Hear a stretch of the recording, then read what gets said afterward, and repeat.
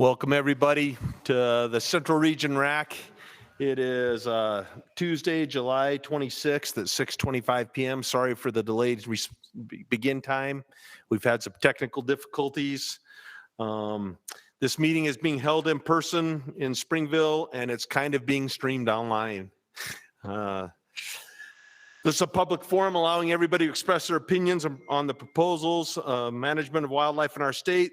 The RAC considers your ideas, opinions, and proposals and reports them to the Wildlife Board. The Wildlife Board, not the RAC, is charged with setting wildlife policy for the state. The next statement is a big long paragraph. It just says, be nice. We all have ideas about what we think's right and how to manage wildlife. Let's just be respectful to one another. I'd like to welcome the RAC member and have everybody introduce themselves. We'll start with Ben Louder. Ben Louder, Public at Large. Eric Reed, BLM. Joshua Leonard, Sportsman's Rep. Ken Strong, Sportsman's Rep. Steve Lund, House of Representatives. Luke Decker, Forest Service. Mike Christensen at large. Jim Schuler, non-consumptive. Thank you very much. I'd also like to recognize Chelsea Duke, the Wildlands Coordinator, and Kenny Johnson, Administrative Services Chief, who will also be here to answer questions on the proposals in front of us tonight. I'd like to also welcome the public that are watching on YouTube. And we also have 3 RAC members that are online. You can't hear them online. We can hear them on Jason's computer here. Those members include Danny Potts, AJ Maurer, and Chase Crandall. So welcome to those 3 as well. They're all waving if you see them or not, but they're here. They're in attendance electronically. For those of you in the audience, if you wish to comment on anything we're going to discuss tonight, you need to fill out one of these little yellow cards. Otherwise, you will not be allowed to comment. When it's your turn to comment, you'll have 3 minutes to comment. Jason will keep track of the time that you're allotted, and at the end of that time, your time will be up.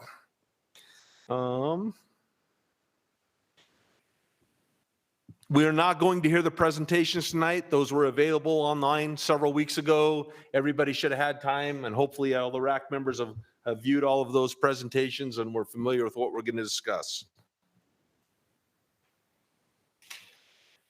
So at this time, I'd call for an approval of the agenda and the past minutes. Yeah. Oh, thank you. We have a Wildlife Board member in attendance. Carl Hurst would like to recognize him as being in attendance as well. He's in the audience here. Thank you, Ben. Approval of the agenda and past minutes. So moved. So moved. We have a motion.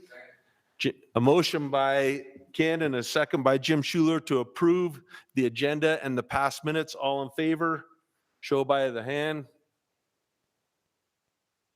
I can't see AJ.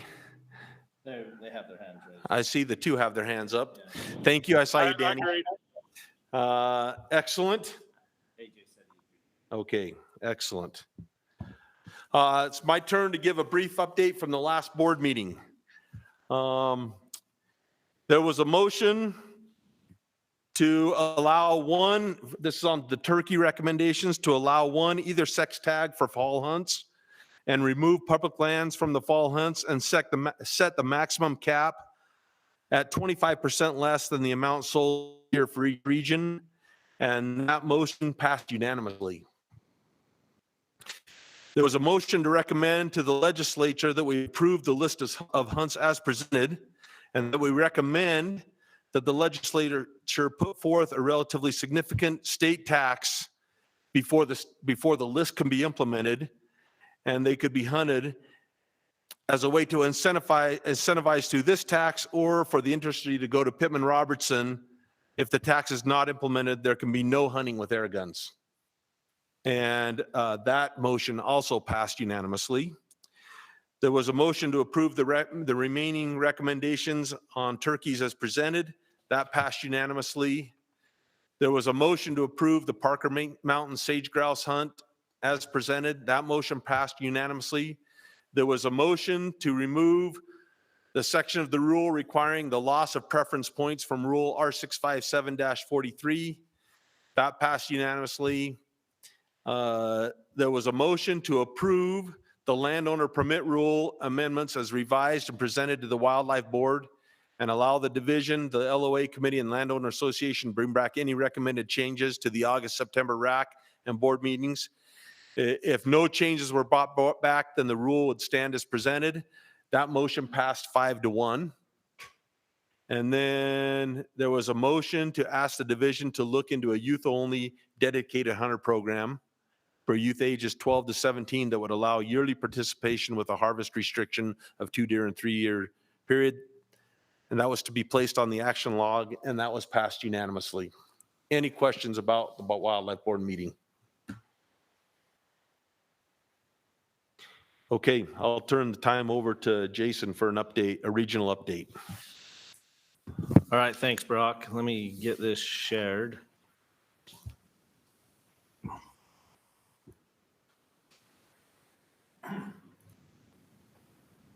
Maybe.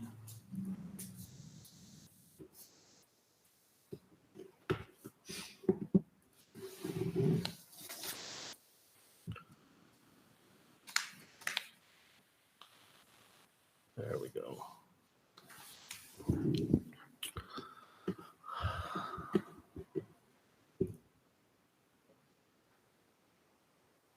I hate it when it does that.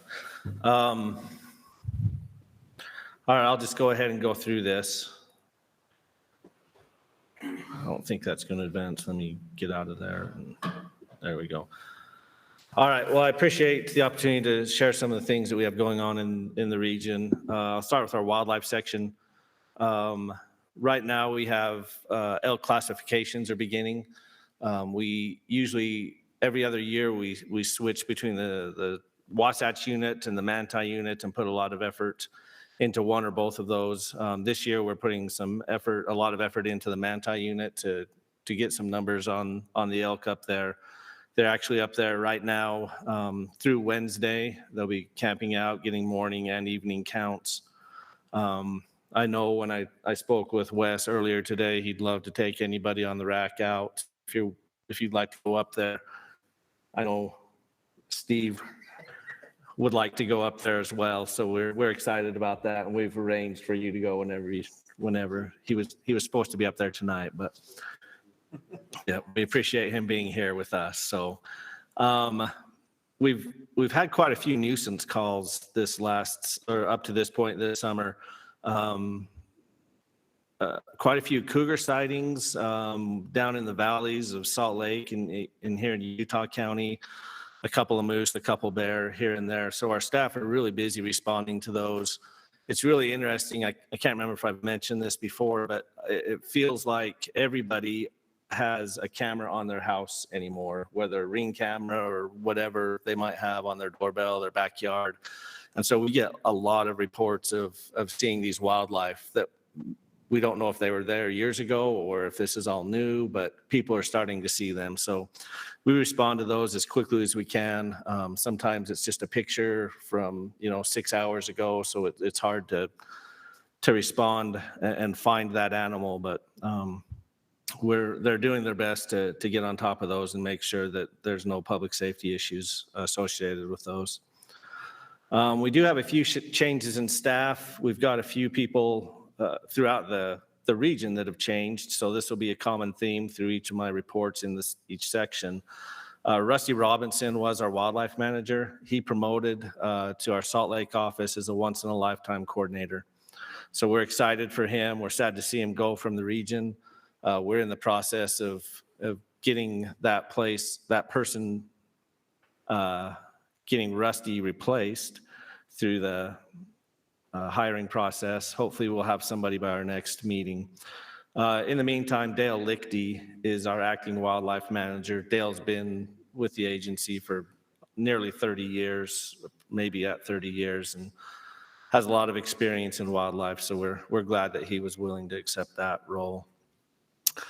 And then we just recently hired, in fact, yesterday was her first day, Alicia Kocher as our predator management specialist. She spent time in the region a few summers ago as an intern for us through BYU. She's most recently been in a Salt Lake position, working with the Coyote Bounty Program, and some falconry issues. And we're glad to have her back down in the region where she'll be our predator management specialist, working with coyotes, also working with depredation and nuisance issues throughout the region. In our aquatic section, if you'll look at the bottom right photo, you'll notice somebody in there that's sitting at our table right now.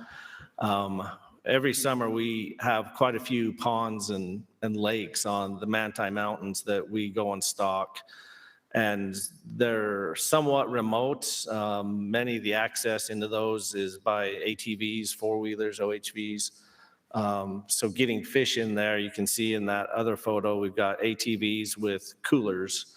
And so they'll put the water in the coolers and the fish in the coolers and send a crew out and dump the fish out. So I don't know if that's your cooler that you got all muddy there, Ken, or? The big one was full of food. Oh, that's the food cooler. But I did have it. The important cooler. So we appreciate the volunteers, and all these people are volunteers that go and make sure those ponds are stocked. So we appreciate their work every summer. I was talking with one of our aquatics biologists, and right now fishing is great at the higher elevation streams. We've had quite a few folks within our region hitting those streams and fishing, and they're catching a lot of fish. So he would recommend not going to his spot, but going up to the higher elevation rivers and catching fish, because now is a great time to be doing that. We also had a staff change in our aquatic section. Jordan Holcomb was our previous native aquatics biologist. He left, and now we have Caitlin Purrington in as our new native aquatics biologist. So we're excited to have her on with us. In our habitat section, if you remember last year, we had a shooting restriction put in place on all of our WMAs throughout the state. Early in the season, I think it was around the 1st of June, maybe, we started seeing all of our WMAs, which are really at the low elevations, their winter range for our wildlife, start to dry out. And we were really concerned about fires starting on those and taking out habitat and then moving up the mountains. This year, we're starting to see some of those same places dry out. We started having concerns maybe about 10 days to 2 weeks ago. And so we've been really strategic this year on placing some shooting restrictions on our WMAs. I've put a list there just so that you can see which WMAs we're targeting right now. Some of our mid to higher elevation WMAs seem to be getting some of that summer moisture coming through.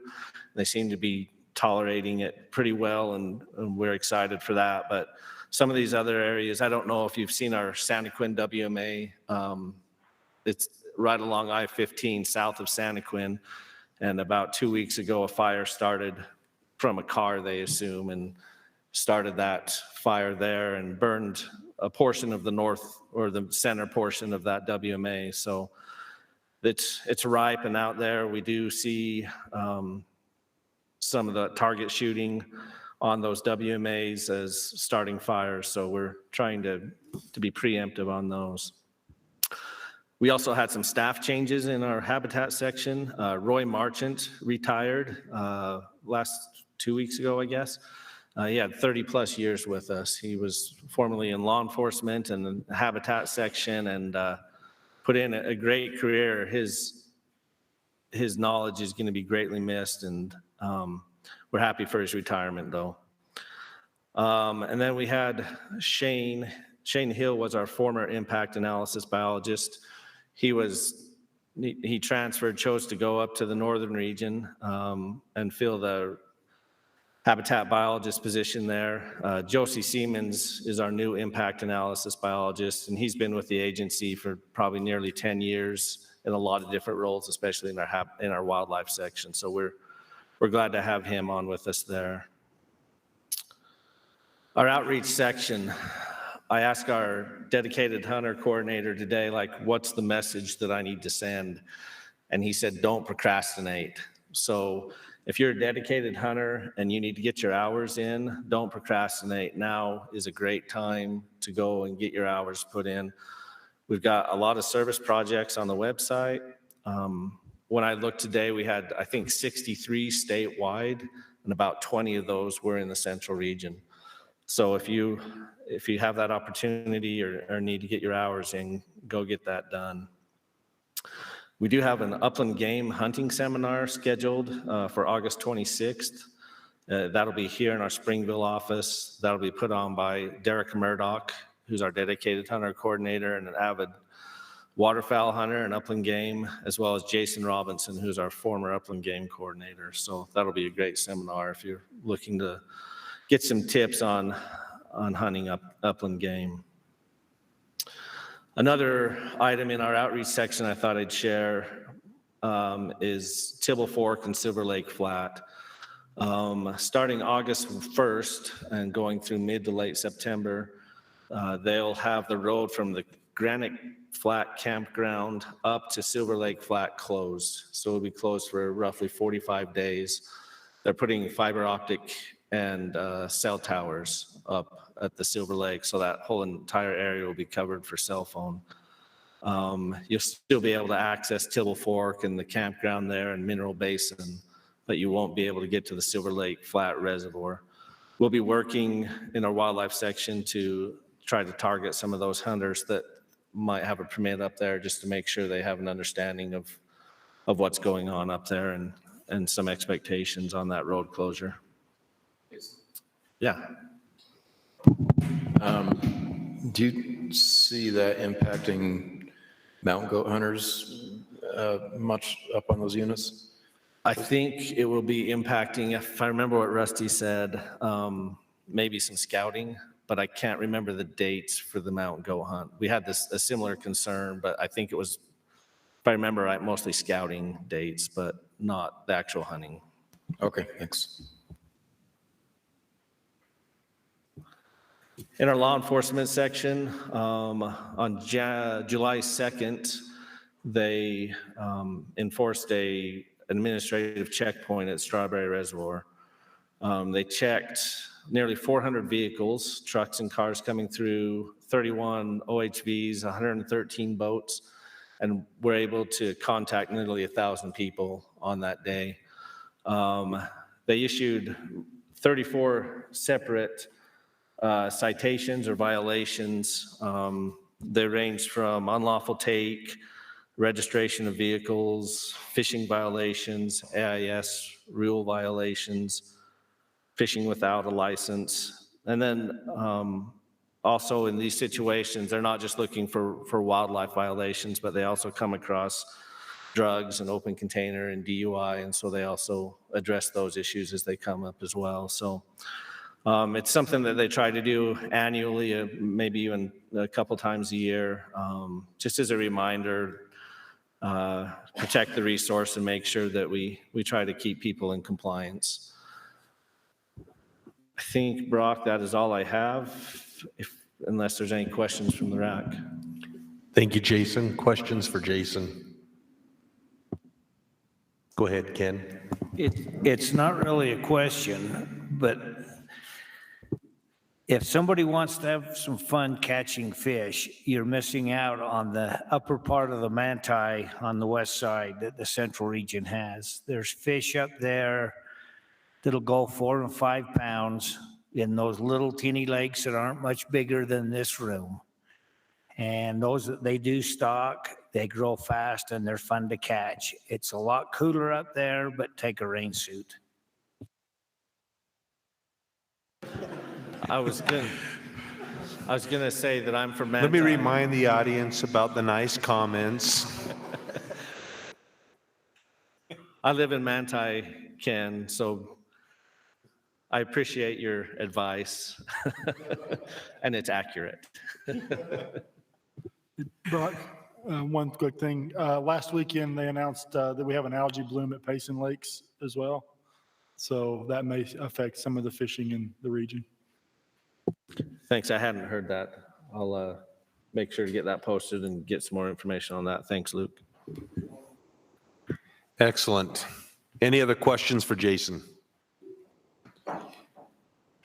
Okay, the next item on the agenda is item number 5, R657-28, Lands Use Rule Amendments. Hopefully you were able to watch Chelsea's presentation. Questions from the RAC for Chelsea? Yes, please come up, Chelsea. Hi, everybody. Thank you for having me, and I'm happy to answer any questions. We also have our regional habitat manager if there's questions very specific to the central region. I have a question, Chelsea. My question's about e-bikes. They don't even make an e-bike anymore for off-road use that's a class 1. So basically the rule's saying no e-bikes. Is that what the rule's saying? I'd love for it to say no e-bikes. What we chose to do with excluding class 1 from the definition of motorized vehicles was to mainly fall in line with the waterfowl management rule. So if you remember in June 2021, the Wildlife Board chose to allow class 1 e-bikes on all waterfowl management areas. So to help our law enforcement section be able to enforce that across all of our properties, we chose to allow class 1s on WMAs as well. So I have a follow-up on that, and maybe it's you, maybe it's law enforcement that needs to answer this. So I just bought 2 e-bikes for work, and on the computer, I can convert them from class 1 to class 2 to class 3. So they all have a throttle on them, but on the computer, I just have to turn off the throttle, and then it's a class 1. How is that going to be enforced? That's a really interesting question. I hadn't heard that was a thing. Do you want to help answer that? So we've talked about this within our section of how we're going to do this and within the region. And if it has a throttle on it, it's defined as a motor vehicle. Even if it's turned off and that makes it a class 1. If it's got a throttle and you can use the throttle. But the throttle is not functional once it's turned off on the computer. That we're still working through the rule, but Okay. at this point, if it's got a throttle, it can be self-propelled, then it's a motor vehicle. Okay. So, because we're getting all kinds of, there's new technology that's coming out all the time that we're having to keep up with. And No, that's just my point exactly. Yeah. This is the new technology I'm talking about. yes, so we may have to look at this again as the technology comes out and changes repeatedly. So Brock, is the intent of those bikes to be able to alter the bike to fit regulations on various? That's exactly the intent, because you can convert you can set the computer either for a max speed of 28, which makes them a class 3. Yeah. You can set them for a max speed of 20, which makes them a class 2, or you can turn the throttle off, which makes them a class 1, all from the main control computer. Okay, that's interesting. That's probably something that we're going to have to discuss in-house again. This is technology. You know, I just to comment on that from a legislative perspective is I get a lot of pushback and I like the throttle rule. I do. We get a lot of pushback from motorized vehicles as to how are we going to reconcile this between the e-bikes, because some of these e-bikes are powerful. You can get one that'll go 65 miles an hour from what I understand. And so all of a sudden we find this legislatively as an issue of reconciliation, because if these e-bikes are able to go on some of those rec trails that recreational bicycles are able to go on, why not motorcycles? So I can see where this is an issue that we're going to have to really look hard at and figure out how to make this work. And I'm glad you're looking at it. I appreciate that. Other questions for Chelsea? Hi, Chelsea.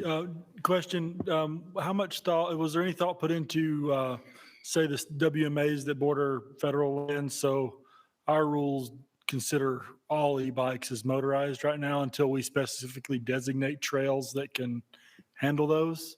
So like, say, Timpanogos, or we've got a couple, Loafer Mountain. We've got some trails that cross jurisdictional boundaries.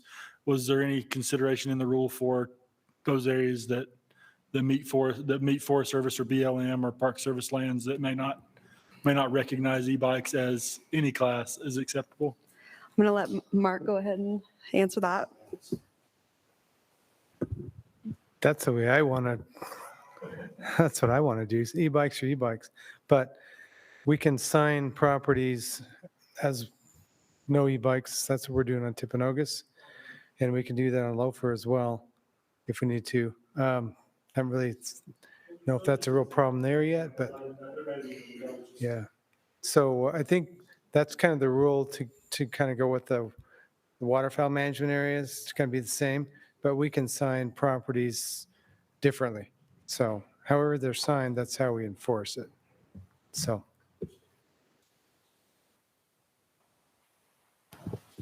Go ahead, Mike.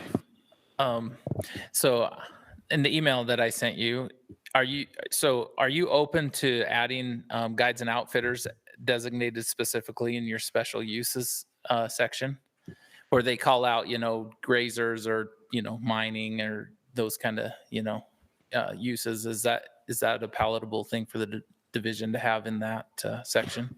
What do you mean, Mike? Could you explain so everybody knows what you're talking about? So in the section, I don't have it right in front of me, but it goes through and it calls out certain special uses with like grazers or mining or, other special uses, but it doesn't specifically say guides and outfitters. And I personally tend to think it should. And if she's okay to that, I would probably. Yeah, so what Mike's talking about is in the new special use permit section, R 657-28-8. So specifically in this section, we give a general list. It's in 1A. Special use permits will be required for research, seismic testing, surveys, organized events, commercial gain, or other special activity or use. We did not include waterfowl guiding in that list for special use permits. We talked about that internally after Mike posed that question, and I thought it would be a great addition. That Wildlife Board meeting in 2021, it was decided that all waterfowl guiding would be required to go through our special use permitting process. It is not covered in the waterfowl rule, so I think this is an appropriate place to add it in our examples of things that you would need special use permits for. So I would recommend that change. Thanks, Mike.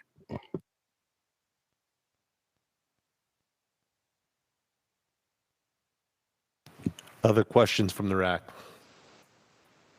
Questions from the public?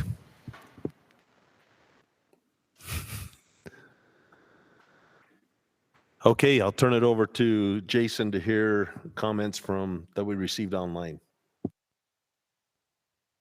All right, thanks, Brock. So for this question, which best describes your position regarding the recommended changes to Administrative Rule 657-28? We had 5 respondents online. We had 20%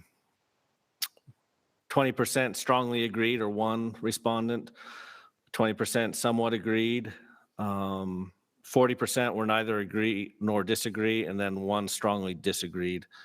And there was some question about what the RAC has discussed here tonight about e-bikes and class 1, 2, or 3 as a comment in there as well. So that's what I have. Thank you, Jason. Turn it over to the RAC for, public comment. We have 1 public comment card. Each person will have up to 3 minutes. John Bear. Oh, you're right. We have no public comments here. I have one. You have one job. You have one job. You can't even do that one job right. I get that all the time at home, John. Thank you for reminding me here too. Okay, turn it over to the RAC for comments. I'll start with following up on my question. I think you either allow electric bikes or you don't allow electric bikes. And I don't care which. I mean, I understand why they don't want them there for recreation. But recreation's also an acceptable use of those areas. So to me, you either have them or you don't have them, and then it's not an enforcement issue. Yeah, I completely agree with that. But I did like how they said that they were open to designating open trails. So maybe they should be excluded unless designated as open, an open use area for them. Did I understand that right?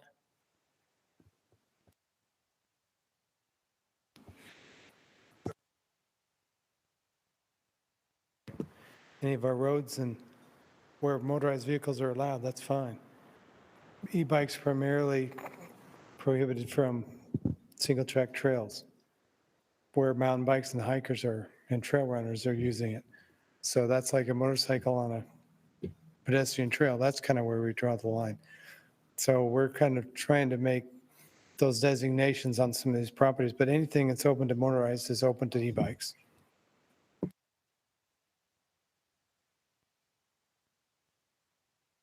Go ahead, Ken. Here's the problem I see. There's some people who just don't have, old people like Scott Root and out of shape people like Scott Root, and us old people who physically because of our hearts or whatever can't do it. An e-bike is a plus for us to be able to go up and enjoy the out of doors. And when you eliminate them, you eliminate those people who have heart problems or other problems that are handicapped in some way of being able to enjoy the out of doors.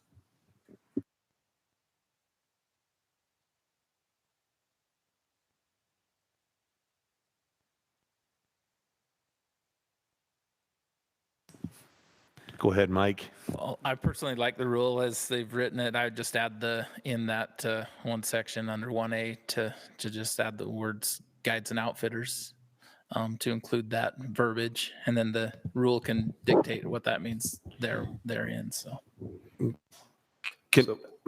I'm fine with whatever. I just want some more clarification. Why? Why do you not want class 2? Because there'll be a ton of people that use the trails. They don't tear up the ground any more than class 1. So I'm trying to understand, other than it's what we do on waterfowl management areas. It's going to add a lot of people to places where we have wildlife trying to be non-disturbed. So you're going to have Timpanogos Wildlife Management Area is our primary one. We have lots of single track trails. There's going to be lots of e-bikes running around up there. There weren't there before. A lot more people up there where we're trying to manage wildlife. So we're walking a thin line where too many people is going against why we have the property. And so we can't let everybody go up there. It's just like opened up to motorcycles. And that's not okay. So I think we got to draw the line. We only have like 2 properties where that's a problem. But I don't want class 3 e-bikes going on trails that mountain bikers are using. I don't think that's necessarily safe or fair. I don't know. I just say no e-bikes on certain places. So there's plenty of places you can take ATVs and stuff on our property. So they're still available, but I just don't want them going way back up in there where we try to manage wildlife. I don't have one, by the way. I'm just trying to understand everything here. Well, if I had my way, it would be no e-bikes, period. So we're just trying to make the rules similar to the waterfowl management areas. So Yeah, I think that's a healthy reminder about the refuge of the wildlife. There's no shortage of trails in this state. Class A, B, C, D roads, they're all over, and e-bikes can go on all of it. And I see it as an increasing problem. And I have friends that that have multiple e-bikes and hunt off of them. And I know they're not going to like me to say this, but I think your point is well taken, Ken, but I think you're just pushing further and further into places that wildlife are trying to hole up. And from my perspective, I like the class 1 or get rid of it altogether. It's very difficult to manage bikes, period, because they can go just about anywhere. They can follow a game trail. ATV is a little easier. We can control where they go. If we single track trails, we allow e-bikes, they can go just about anywhere. They can go very high elevations. They go all the way up some of these trails that normally are only hiking trails. So I think I draw the line somewhere. Go ahead. So a question I have, and back to the point that,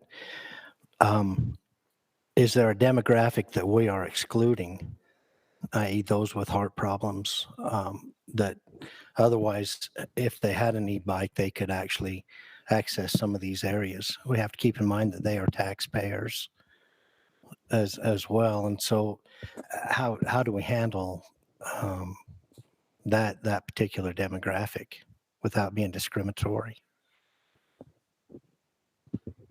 Well, aren't they saying that an e-bike, they're looking at it as it's kind of similar to a motorcycle? So if we go along that same logic, well, if we shut down that trail to a motorcycle, then that means somebody with a heart problem or that's physically unable to, use that area, then they couldn't use it. I think aren't you trying to draw the line between the assisted aid of a motor, and in this case, it's an electric motor, not just a.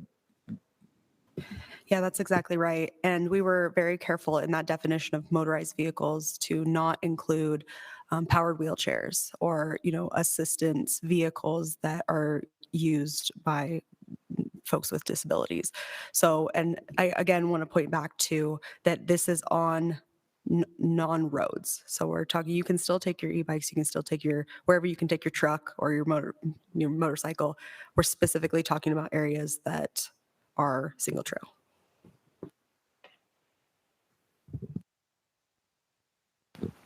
I appreciate that. I just want to make sure that all demographics are looked at and considered, and I'm sure you have.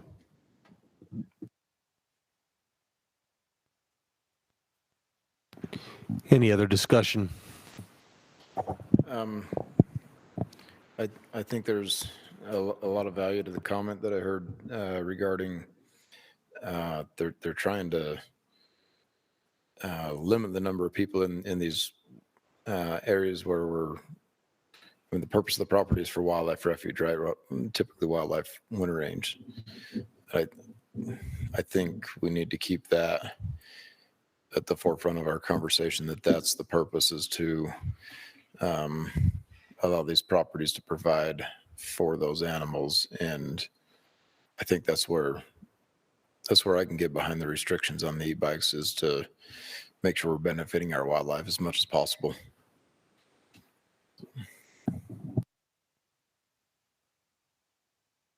That said, to your point on the bikes that you mentioned for work, that's an interesting one, because the whole purpose of that bike is to be able to manipulate it to be legal or based on the rules, and to hear if it's got a throttle, or even if it's disabled, that it's not going to be legal. I'm not a fan of that. I like the idea of the one bike to serve all purposes. I would hope that we could find a way to accommodate that when configured properly. Has Greg Hansen or Marty's office weighed in on this at all? The current version of the rule? Yeah. Yes, both of our AGs, Charles Lyons and Kyle Maynard, have both looked at and approved this.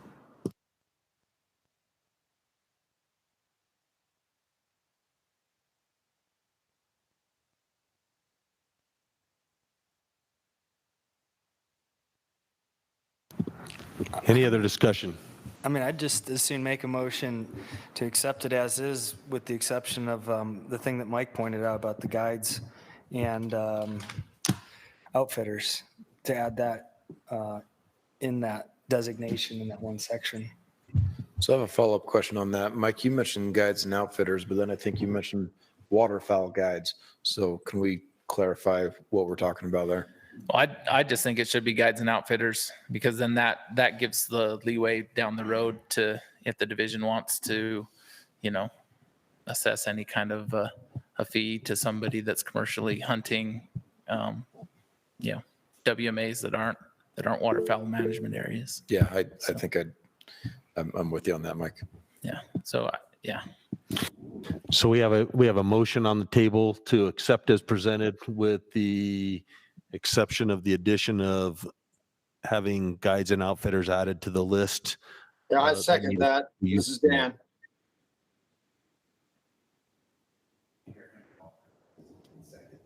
No.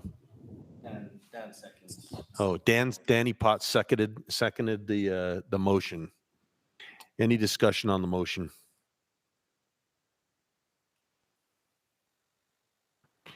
My only comment is if it's really a wildlife issue, I'd like to go to like the Forest Service and just get rid of wheeled vehicles on the WMAs.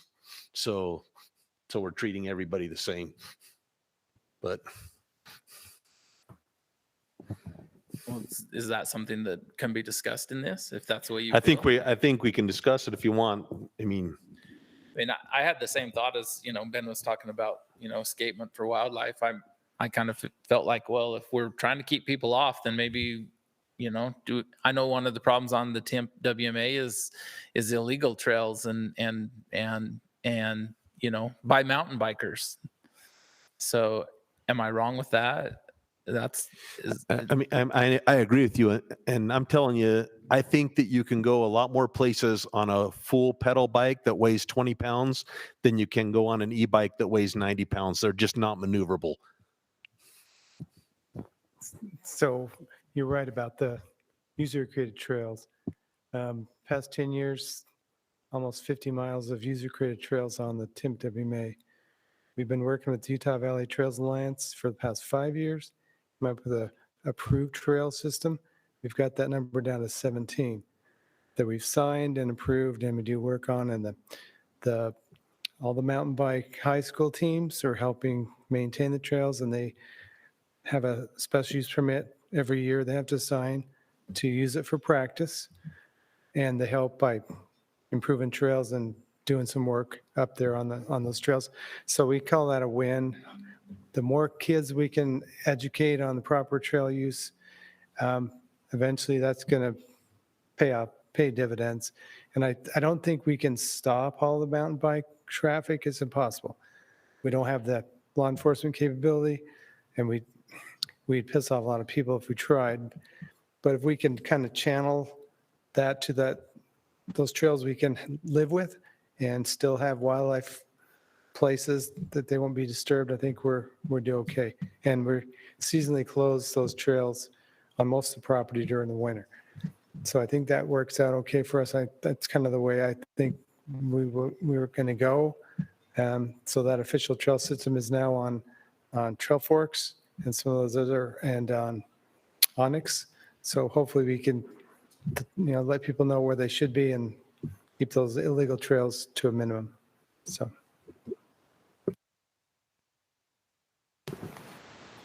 I also wanted to point out some new additions to the unlawful uses and activities on division lands that might help you with this. R657-28-4, and this is going to be A and then B. A is enter, use, or occupy division lands when posted for a closure. We've also added B. We've made a modification to this. Use, occupy, destroy, move, or construct any structure, including fences, water control devices, power lines, pipelines, roads, surveys, and section markers, signs, trails, we added that this year, sheds, shacks, or blinds.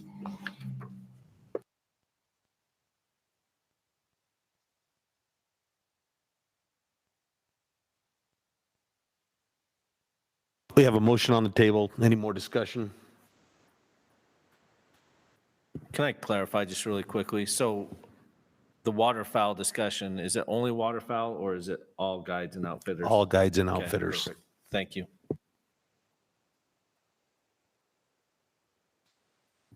Seeing no other comments, I'll call the question.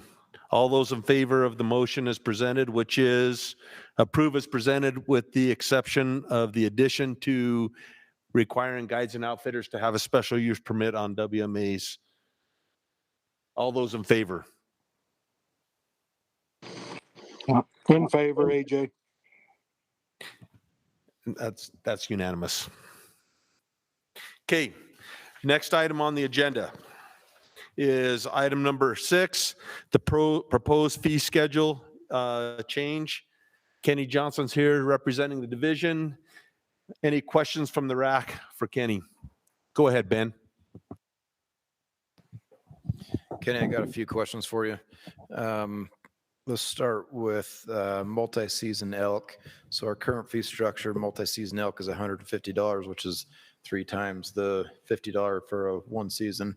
But in the recommendation, it's going to $200, which is more than 3 times a single season elk permit. What's the thought process there, or the why? The thought process, Ben, is just we feel it's valued at that. You know, it's been compared a lot to what we're doing on the dedicated hunter side of things for elk, and even though they're not apples to apples, we feel like the value's there to bump it to 2. Okay. You mentioned dedicated hunter, so let's go there next. Dedicated hunter buyout hours are being raised 100% from $20 to $40. That's the recommendation. From what I recall in the past, we've had times when we've had a hard time putting dedicated hunters, all the dedicated hunters to work and finding projects for all of them. I don't know if that's still the case or not. And we didn't do a dedicated hunter program for elk because of that concern of having enough projects. So this feels like this recommendation is more of a, rather than a we need the extra money, it's more of a let's incentivize dedicated hunters to do the projects rather than pay the buyouts. Is that accurate? And can you just speak to that, like Yeah. why the steep increase on that? Yep, that is accurate. So the idea on dedicated hunters, I don't, in talking to the program and to the program managers, I don't feel like we've got an issue with finding good projects on the ground, and that's what the program was intended to do right out of the gate. So really, this is to drive people to find a good project and not just come running in last minute, pay for those hours and go. It is to make that kind of return to its roots and do that work on the ground. Okay. All right. And then finally on non-residents, we discussed this earlier in the year. I feel like some of our non-resident prices are out of line. And for example, with our surrounding states, for example, I compared Wyoming because it's the one I'm most familiar with, but in Utah, well, I'm going to save part of this for the comments because I feel like I might be going too far in comments, so I'll keep it at questions. But did the DWR consider at all aligning closer to our surrounding states with application fees or hunting license fees for non-residents? I feel like we're missing some opportunities there. We decided not to look at application fees, this time around. Could be a future thought. Mm-hmm.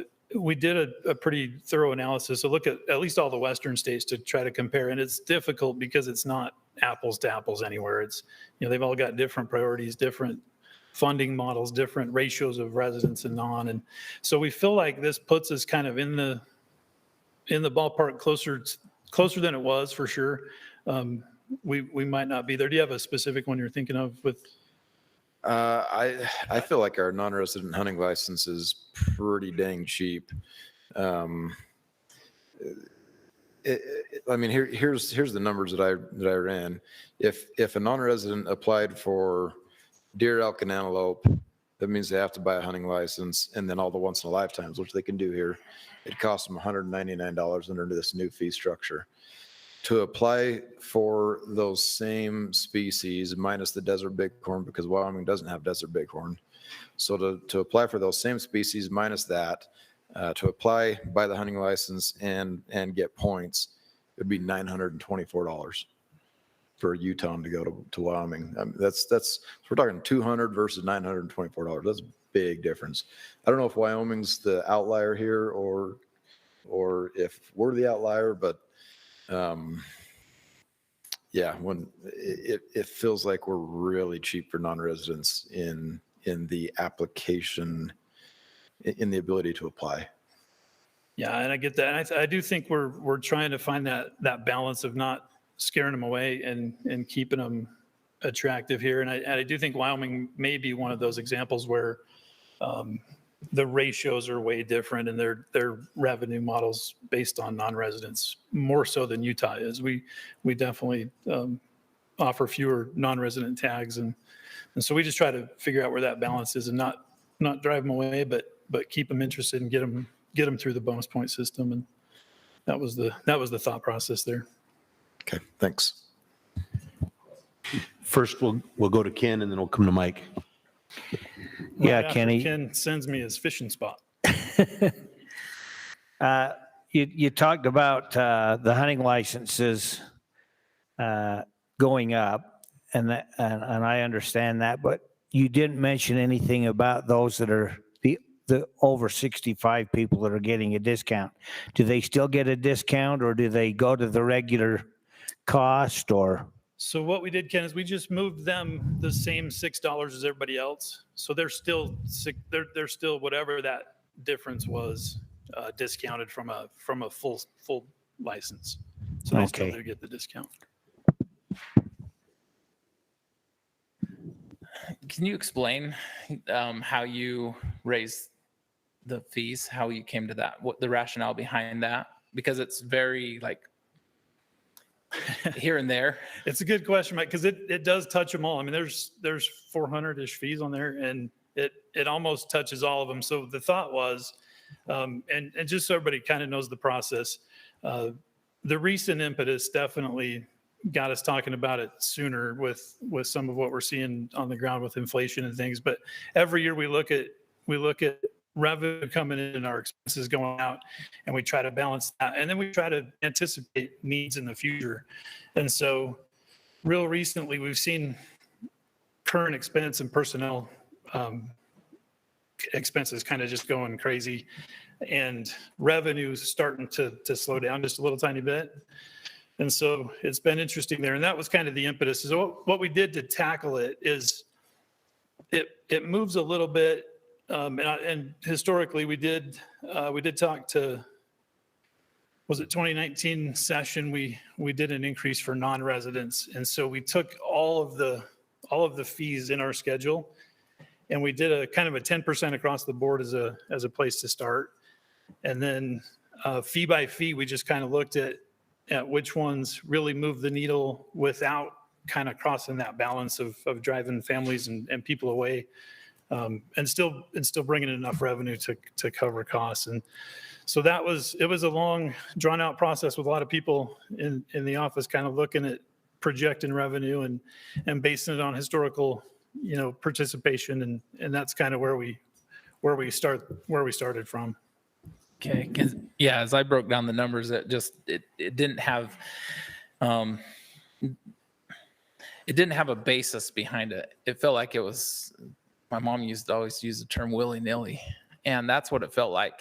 I mean, I look at some of them increased 15%, 33%, 100%. Then the non-residents, they increased 3% or 0%. And so it felt like, was that intentional, or is that because multiple people looked at it? I think it feels willy-nilly because it touches so many different fees, right? So all 400. And then the thoughts as we went through kind of line by line were, let's right size, a fee to either make us competitive with surrounding state or internally make us appealing to a different, maybe hunter with some of those big birds that jumped a little bit. So it looks probably that way on the surface, but it's definitely intentional. And the idea was to start at that kind of 10% to try to find the revenue we need, which we anticipate is about $5 million. And we hope that'll hold us for 5 years into the future. But this was the way to kind of get us there and considering that balance in the middle on both sides of each fee. Okay, I just have a couple more. Is it possible for somebody to go in and add years to their current license? So if somebody bought a 1 or 2 year license this year, before fiscal year 2023 starts, when these would be implemented, can they go and add more years to that? Or would they have to wait for their license to expire to do that? If memory serves, I think the way that works is it's in the 6 months before you expire is when that offer becomes available. And if you wanted to do something outside of that, you could, but I think the way the programming is in the system, it's that I want to say full 6 months before it expires, you can tack on Okay. more years. And then just on a couple fees, just so like Ben brought up the multi-season general bull unit. That tag went from 150 to 200 for residents, but it only increased $30 for non-residents. Or I've had people contact me. I mean, I'm not just coming up with these questions on my own. No, you're good. Why would we? So we put feel it like on the- we feel like we hit non-residents pretty decent in that last 2020 raise. So we didn't touch any resident fees in 2020. Non-residents took the bulk of that one. And so we felt like it was too much to really bump those up and increase those. So it was kind of out of a respect of a real recent increase for those guys and then not to just tack on more to those. Okay. The last question I have right now is under your CWMU fee schedule for limited entry buck permit, I believe this is for non-residents. It stayed at $568, whereas the buck license included, the general season buck license went to $670. Now, I don't know. It just felt like that one didn't increase at all for a CWMU management buck. So the management buck didn't increase, but then the other CWMU tags did increase for non-residents. That might be the case. I think what we were trying to do is just have it be the limited entry fee, because that's really what CWMU opportunity is. Yeah. And the management one, I'd have to do a little digging and see what did it just stay the same for non-resident? It says it just stayed the same at 568, whereas the the limited entry is 670. So I don't know. That's why when I went through it, looking at it and then doing the percentages, I didn't realize there was such an increase for non-residents a couple years ago. But that one just kind of stuck to me, like, how did we come to these numbers? Yeah, that one, let me check on that one, Mike. It might have even been that we didn't sell one of those last year. It could have been such a low number that we just looked at it and decided to keep it the same. So I can check my notes on that one. Thanks, Mike. Other questions for Kenny? Yeah. Go ahead, Eric. So I'm not a swan hunter, but you brought up the big birds, and there was a comment that came up from a gentleman. He was talking about the swans, and his comment basically said that if you're going to increase them to that point, but your management costs are so low or basically nil, is kind of what he put it. What's the rationale behind that? Just benefiting off of having a bird, or is your management? From our end, we try to balance costs based on our workload, to increases, those kind of things in our world. But so I'm just kind of curious about that one, just so his is addressed and also help me understand the whole bird hunting swans thing. Yeah, that one started as just a like opportunity. It was a limited opportunity to hunt the big bird. And so we thought it would be easier just to standardize those and make them the same. And then, the waterfowl program, I don't know that change alone will really increase it a lot, but the costs there, just like all of our other programs, are continuing to increase, and so every dollar helps, and that was our thought on that one.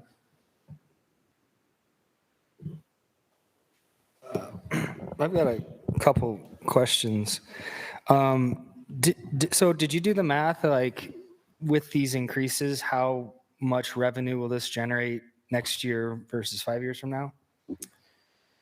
Based on, so trying to anticipate into the future, year one, we think it would be about a $5 million increase.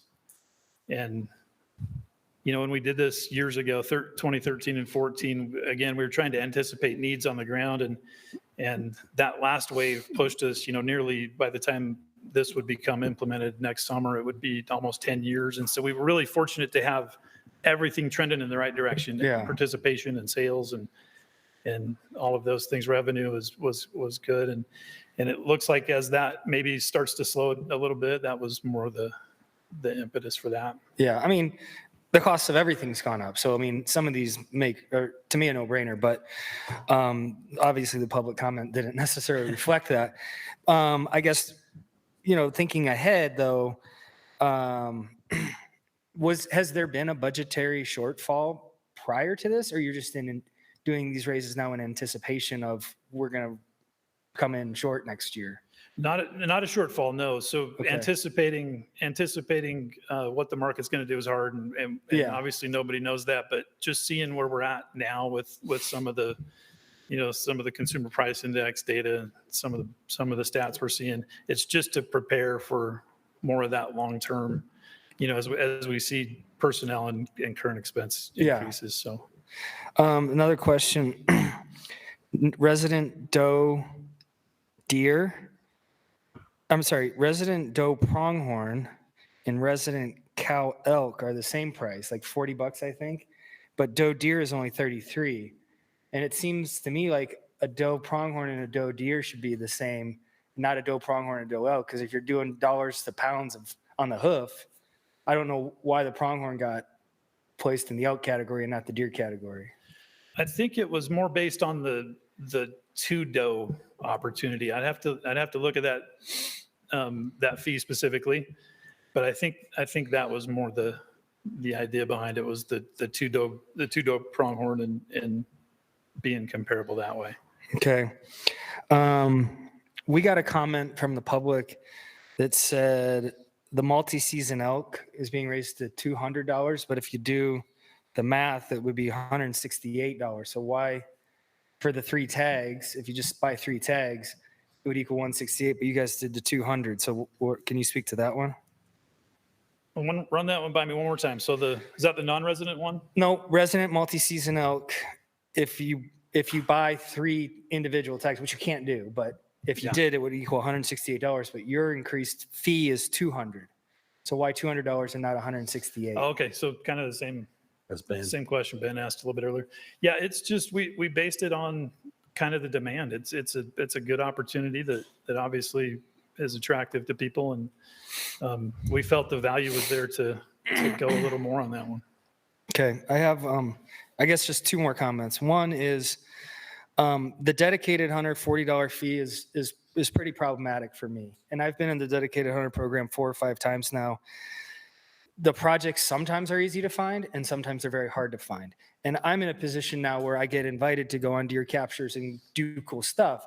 But when I wasn't on the rack and I had to go 2.5 hours up to Logan on the cache to do 8 hours of work, this is my comment. Oh, am I saving comments? Okay. I'll save it then. I got that one and one more. Thank you. I do feel your pain on that one as a dedicated hunter. So Excellent. Other questions? Go ahead, Ken.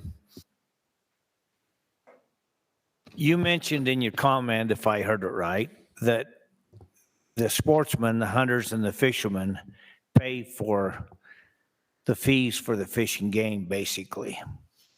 And you also said for all the public to enjoy. Why aren't we going to the legislature and saying we need some money for this, because they should be paying something too, you know, and let the legislature give us some money. I'm not saying fork over the whole thing, and I'm not against the raise. I'm just saying let the legislature put some money out. it's a fair question. Got a couple questions. He doesn't have an answer. Okay, Danny, what's your question? Oh, I do have an answer for. Yeah. Ken. Oh, Wait just a second, Danny. Kenny's go going to ahead. answer. You can yeah, ask. go ahead. No, that I didn't mean to skip over the first part of your question. Sportsmen and women who participate in the stuff that they love absolutely pay the bills. They bring in the lion's share of the revenue, and I would be remiss if I did not thank them again, because that's where it all starts. And then, if you're fringe, like my mom will send me a picture of a deer in Salem every morning that's big giant buck. She loves them, but she's never going to go buy a combo. So it's just that balance. It's a lot of what I think I deal with day in, day out is figuring out what that really is. What are our needs on the ground, and how do we pay for it without pushing people away? So that is a fair question. Sorry, Danny. Okay, Danny, go ahead. So, hey, so I'm an avid turkey hunter, and I get the same two questions from virtually all my friends who hunt turkeys. And the first question, or the first comment they make is, why on earth is a turkey permit, talk about dollars per pound, why in the heck is a turkey permit so expensive? And then the second comment is we got too many turkeys. So statewide. So respond to that, please. So yeah, Danny, we're definitely not selling them by the pound. It's the turkey hunting experience. So that limited opportunity, I think I'm the only guy in the state who had 11 turkey points at one time. And I don't know if that's directly related to my IQ or not, but I was trying to get a couple CWMUs that kept shrinking the size of turkeys. And so it's not just about the meat you're putting in the freezer. It's the limited nature of that opportunity. And then too many, I'd have to defer that to somebody else. There are not too many where I go. Other questions from the RAC? So what were the increases for non-residents 2 years ago? Can you, what was a deer tag then, and then what did we increase it to? Do That's you have a good that data? question. I don't have the change in front of me. I should bring that. Maybe I'll have it ready for the board. It was a significant chunk on non-residents. We had some needs at the time. I think we were needing to come up with a couple of $1 million and went to non-residents for that one. So it was pretty significant. It was enough that as you did the math on some of the percentage changes this time around, that they were still fairly low. And that was intentional. We didn't want to piggyback another big increase on those guys that quick. Go ahead, Ben. Do we have any data around roughly how many non-residents purchase multi-season elk tags? I don't have it readily available, but we can get that. Yeah. I do know that 2 weeks ago, 45% of the hunters purchased multi-season. Sure. I was asking specifically to non-residents. I'm just looking Right. at currently our resident elk tags are 50 or 150 for multi-season, but you don't have that triple factor in the non-resident. It's, where was it? It's like 600 to 800, which is Nothing. Yeah, it's not triple. So just. That's a good question, man. I can get to that data for sure. I want to say it's not an overwhelming number of them. It's a handful, but I don't know right off. So I'd better look for that one. Okay. I'll make a note here. We just discussed, the WMAs. Has the division looked into charging some kind of a fee to use WMAs like Colorado does, and some of our surrounding states do that for the general public, the mountain bike teams that use those WMAs? That's a fair question too, Mike. Yeah, we actually have. We put a little committee together, a little task force a couple of years ago to look at it. We created a fee for it that's in there. It's like $10 if I remember right, and we've never found a real equitable way to launch into something like that. But it is something we've looked at, and one of those ways that maybe gets back to Ken's question earlier, that could be a way for those that aren't buying hunting and fishing and combos to contribute a little bit. How does the Forest Service implement a use fee? Like if somebody wants to drive up the canyon and go use the forest, maybe the DWR could talk to your partners in the federal agencies. I'm all ears, absolutely. Other questions? Questions from the public? Turn the time over to Jason to present the comments. All right, thanks, Brock. So for the question, which best describes your position regarding the proposed DWR fees? We had 12 respondents over the internet respond, send in their replies. We had, of those, 42% strongly disagreed. That's 5 of the respondents. 17% somewhat disagreed. That's 2 respondents. We had 1 respondent, or 8%, which was neutral, neither agree nor disagree. 1 respondent, or another 8%, somewhat agree. And then 3 respondents strongly agreed, and that's 25%. And the RAC, in asking their questions, has really hit on many of the kind of the key points that came through the comments online. So I'll just leave it right there. Thank you, Jason. We'll call John Bear. 3 minutes. I appreciate you letting me go first. First and last, buddy. Yes, sir.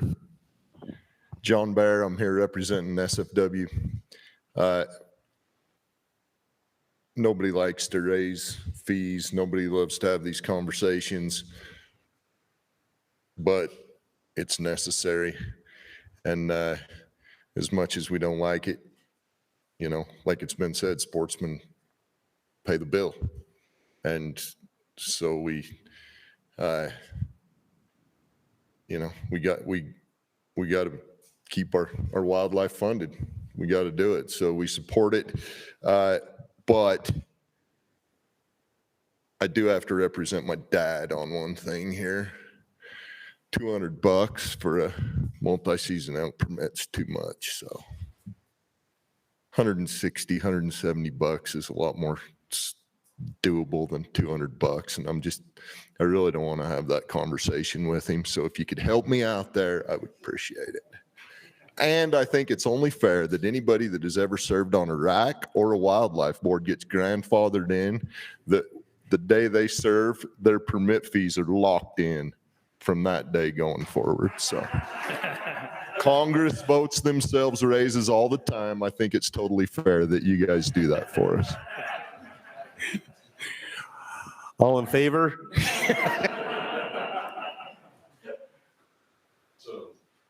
Okay.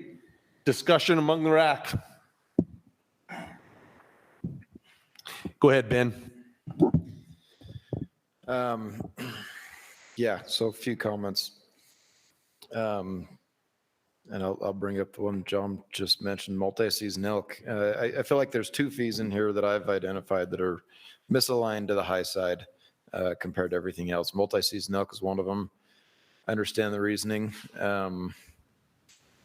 I could probably get behind supporting it at 200, but I could also get behind real easily putting it at 3 times the value of a 1-season tag. In fact, I probably lean more towards that after looking closer at the fact that on the non-resident side, you know, it's a small increase to go from 1 season to 3 season versus, you know, we're triple plus for the resident. So I think that's one that we should entertain and discuss more. Dedicated hunter hours buyout, again, is the other one that I feel is on the high side. I understand the reasoning. I think that's more about incentive to do projects as opposed to buyout. So I can probably be okay with that.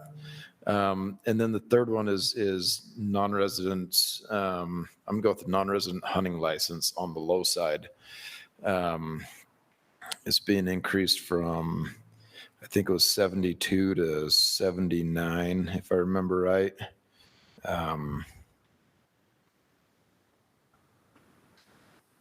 On just the pure hunting, I think that's right. Yeah, I got it here. It's from 72 to 79, which is just under a 10% increase. Man, that's super cheap. Just thinking about the states around us, Wyoming's pretty similar to that, but then they charge a processing fee just to anytime you apply or pay them any money, plus their points are very expensive. Idaho's up in the $160 range. I think Colorado's around 90, Arizona's around 150. I think we ought to bump that up. I think we're really cheap there, and I could get behind going up to as much as $150 on that license. Those are my thoughts. Thank you, Ben. I kind of want to push back a little bit on the multi-season. I mean, 45% of the permits went to that. The Elk Committee's grappling with this right now on what to do with the multi-season, whether to get rid of it altogether or what, because of the number of hunters that are in the field during the elk hunt. And to me, you can do it, but I'd rather see people just go to one hunt. I don't know. I like $200 myself. Go ahead, Josh. Just a couple of comments that are sort of like guiding my sort of, I guess, philosophy about this. The first one, dedicated hunter, that $40, I don't want to see it at all.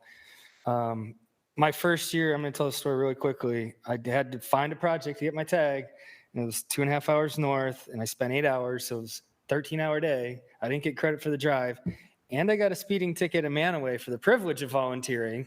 So never go through Manaway more than 4 you're not over. an Aggie if you don't get a ticket in Manaway.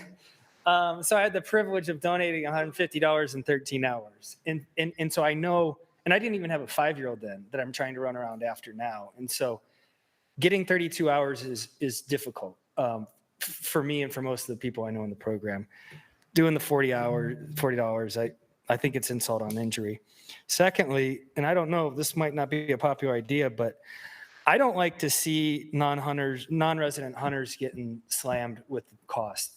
I think it's a very slippery slope, especially for guys who hunt multiple states, who are building points in multiple states. Wyoming just this year passed the change that their moose, sheep, and goats, all their non-resident hunters lost their points, 20 plus years of points, because they're trying to prioritize Wyoming residents. Same thing in Alaska. It used to be non-res could kill 2 caribou bulls, $350 each. Then they moved it to 1 bull, $650. And now some units just recently are closed to Alaskans to prioritize native Inuit Eskimos. And so I think it's a dangerous game to play when states start pumping non-res for more money. I think second to last, Ken's idea about getting the legislator to kick in funding is a great idea. Wildlife viewing generates twice as much as hunting and fishing combined. Why aren't the entire state paying for some of this? To me, that's a perfect idea. And then lastly, I'd like to see doe pronghorn resident the same as doe deer, because it's a unique hunt. I've killed a doe pronghorn in the state. It was fun, but it's a different hunt than hunting cow elk. So that would be the one change I would recommend specifically. Okay, Ken, go ahead. Well, first of all, on the non-resident fees, I believe we have over 500,000 people apply for permits yearly in Utah.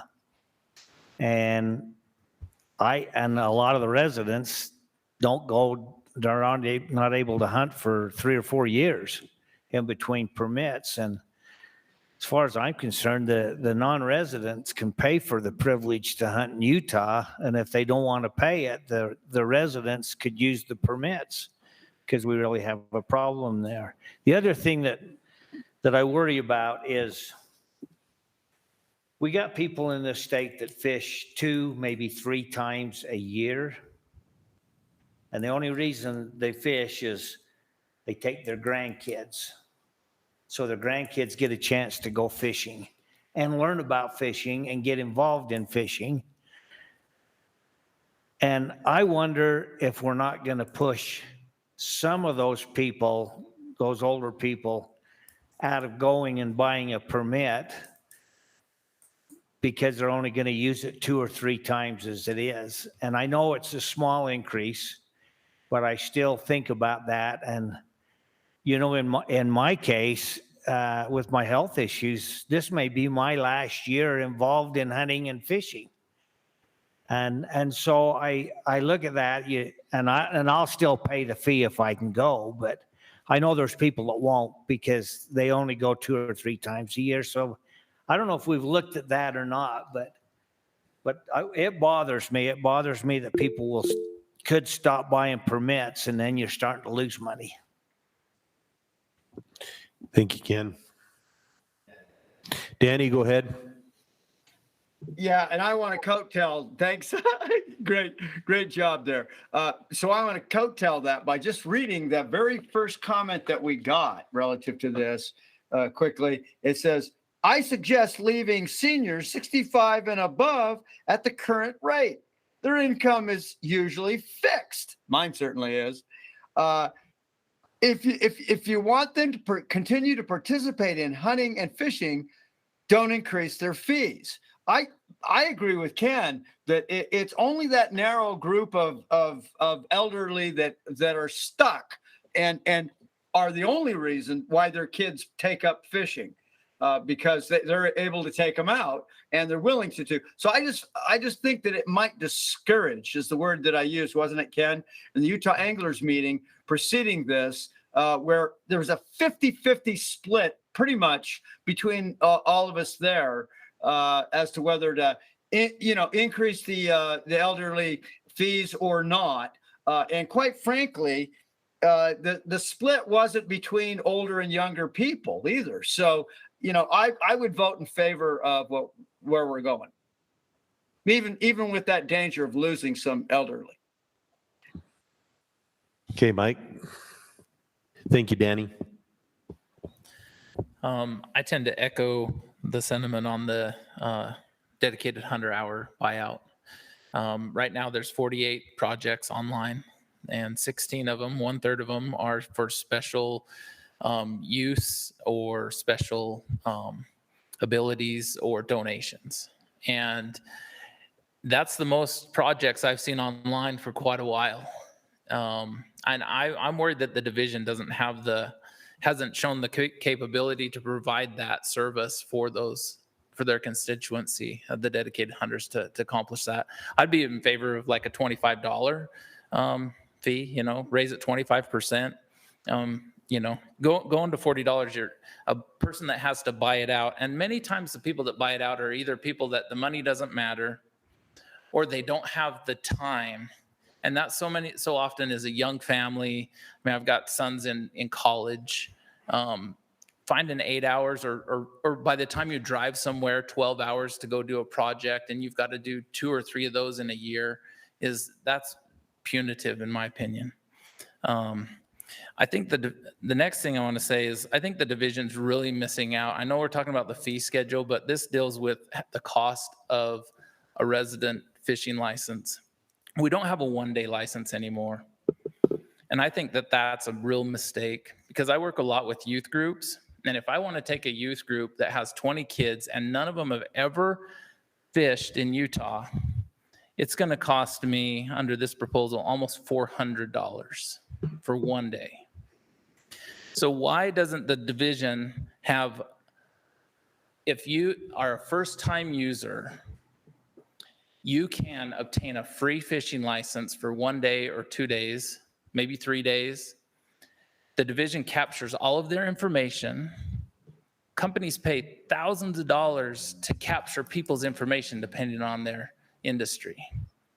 And now you captured their and then you've created somebody that may or may not continue to fund the division. So I would love to see the division have a proposed fee of $0 for a first-time fishing fisherman that buys or obtains a license through the division for their first time. And then going through these costs, I know that the division needs money, and I'm all for some kind of a fee increase. When I look through it, it just doesn't feel, it feels really random. It doesn't, it feels like it would have been better to have a straight 4% or 5% fee increase across non-residents and residents, and which would then probably come in, and whatever that number is, I haven't done that math, but whatever that number is, then everybody feels like they've got their some skin in the game. And I hope that we raise the multi-season elk tags. I vote that we raise them to $2,000 so we don't sell any more of them. Or maybe we'll sell one to John that he can give to his dad for Father's Day. So, hey, Mike, can you go back and capture that and bring it up? He's not at the microphone, unfortunately. So, and I also think you're missing the boat in some areas, like your non-resident multi-season elk tag is, $1,800, and they get to hunt 5 seasons. Even the resident multi-season limited entry elk tag is too cheap. They get to hunt up to 5 seasons. It's such an opportunity, and it's a once in a lifetime tag. Those kind of tags that you're not getting hit with that fee every year. Like the premium limited entry deer for what was it, $170, $80? That's feels way too cheap. It costs you more to raise that deer than you're making off of it.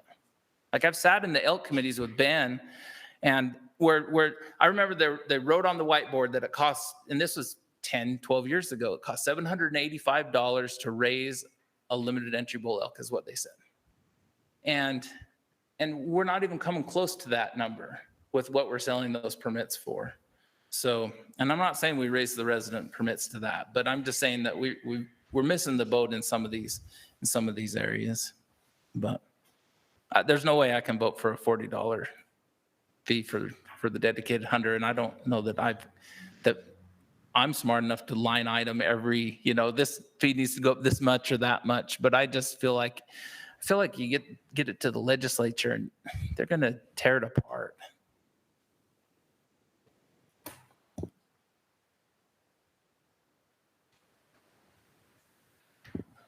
Other comments or discussion from the RAC? Go ahead, Ben. I failed to mention in my previous comment, aside from a few items here, I feel like this is fairly decent. I understand what Mike's getting at with the percentages kind of being all over the board, but I took all the hunting fishing licenses, stuck them in a spreadsheet, did the math for the percentage increases so I could see them all, and I started looking at some of the non-residents that were little, that were like a couple, 3-4%. But then I realized they're like non-resident moose. And like, I'll use that one as an example. I don't remember how much it increased, but it wasn't very much. It was like $30 or something like that. But then when I looked at the actual amount of it, it felt like it was very in line with what our surrounding states are charging for the same tags. So I think even though some of the percentages are all over the board, I definitely feel like there are some that are misaligned. I agree there. But for the most part, I think they're pretty good. And generally, I am in favor of this, but I do think there's a few that we should probably call out and vote on individually.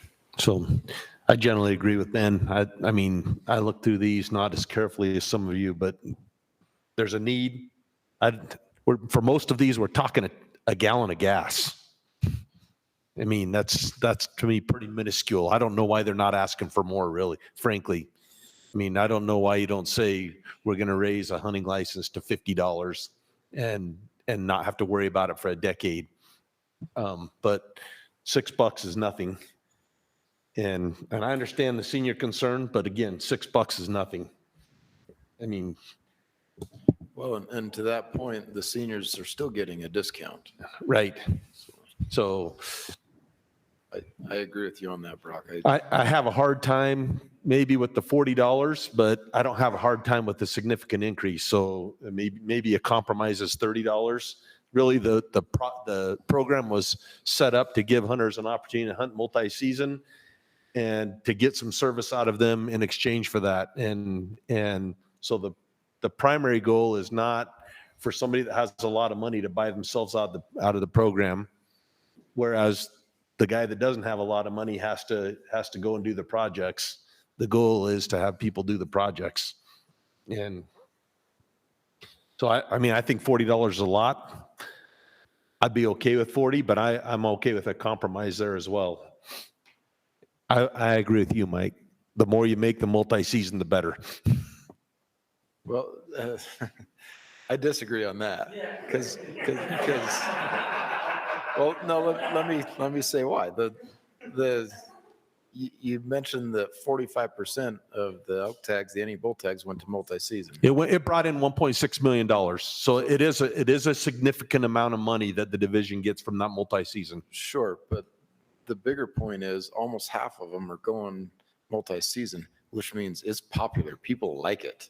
100% agree. 100% agree. But we're trying in this state to figure out how to provide more people with opportunity with the same amount of limited resource. Understand. And you don't do that by providing single people with more opportunity. You do that by providing more people with less opportunity or a little less. I understand that argument, and this is probably getting out of the conversation we should be having, but I disagree with that on specifically multi-season elk. Hey, Brock, I know it's comment. I've got a couple thoughts. I got some stats, Ben, on the non-resident any bull. 120 non-residents is all, and 26 spike was all. So it's not a 120 non-residents got the multi-season. This year. Yeah. And what was that? And spike was 26, so not just a handful.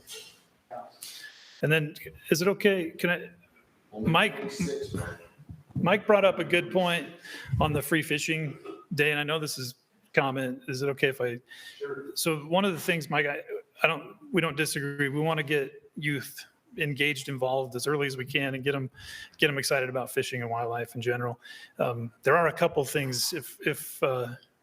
If you haven't seen the form for the day use, let's talk after. Let's make sure you get that for your youth group, and we'll figure out that one, because we do have some things in place already that you can fill out for the whole group and with one form. Thank you. And then can I just add a thought on a non-resident, the ratios really quick. We've talked a little bit about that and the hunting license fee. So one of the strategies has always been to keep them interested and engaged in buying a license and also applying in the draw, right? So finding that balance has been important to us for sure. So we want to maintain that. I mean, they're really capped hard on non-resident permit numbers. So they're not, I guess what I'm trying to delicately say is they are paying for, a significant part of that program and have a little bit less opportunity than residents do. And that was just a thought I had. And you do want to keep them buying licenses because PR allocations are dependent on the number of licenses sold in the state. Yes, buy a combo. Yeah, but I think we could double that, honestly double it, and I don't think it would affect the number of people that buy it. I generally agree with that. Yeah, and I fall in that category and with Josh that like I apply in many states and I've actually pulled back the last couple of years because it has become cumbersome, especially when it's easy to say that we apply for ourselves. But I mean, I just got an email and the lady said, please don't vote for a fee increase because it's not just me, it's my whole family. And so I think that in your presentation, it would be really good to show, because my biggest heartburn is seeing a 30% increase or 15% increase for a resident and a 2% increase for a non-resident. And I know that you increased the non-residents. Now I know that. just increase those in 2020. That didn't come through the RACs though, did it? That one started at the legislature and Okay, so that came, so, happened in 2019 session, I believe. Yeah. yeah, because I didn't recall any discussion in that. So I think it's really important to express that in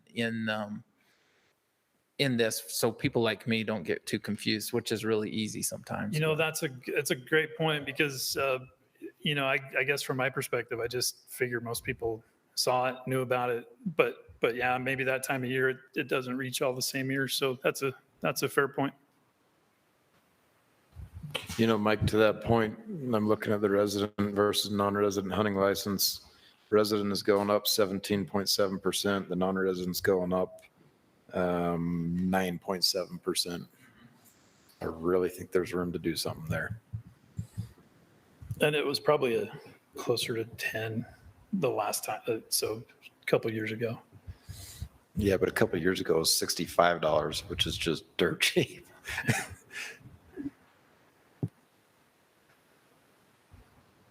Okay. I'm not sure what you want to do. If you want to talk about, maybe just start with dedicated hunter hours. That seems to be one we've had a lot of discussion about.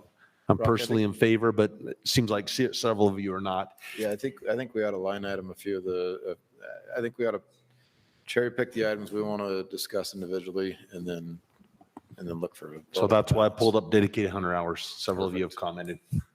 Does anybody want to make a motion here or not?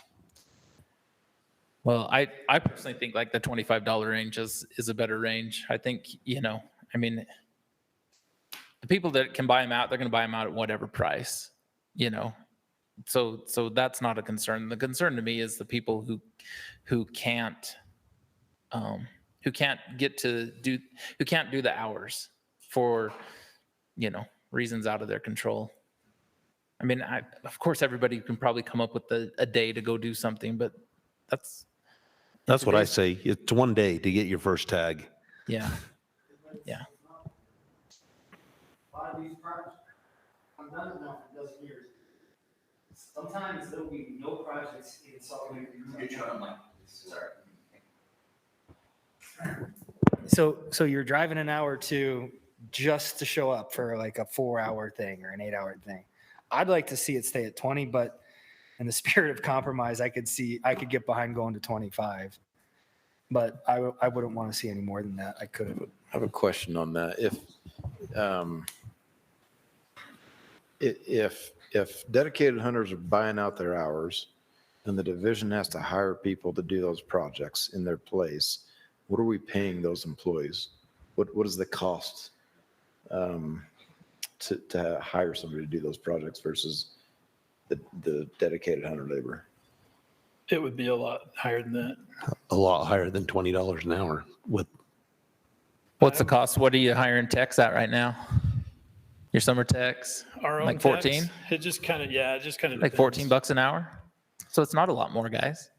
Well, I think I mean, you do have administrative costs, and you do have administrative and taxes and.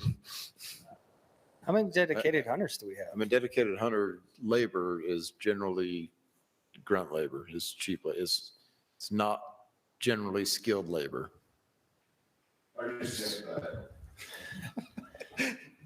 if you bought it on the open market, the contracted market, it'd be way more than $20, probably way more than $40.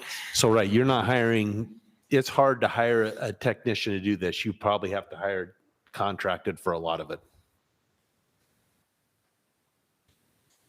What percentage of dedicated hunters are buying out their hours? You know, that's a fair question. I don't know that right off the bat, but I could probably find it pretty fast. So that's a question I have. You've calculated how much money you're going to get from this change. Is it significant? Do you have to come up with them? If you reduce it to 25, do you have to come up with $500,000 somewhere else in a change? Say like non-resident hunting licenses. Sure, I'm fine with that. I mean, we did calculate a loss on the $40, and if memory serves, it was up there. It was $600,000-700,000. Kind of cutting that in half.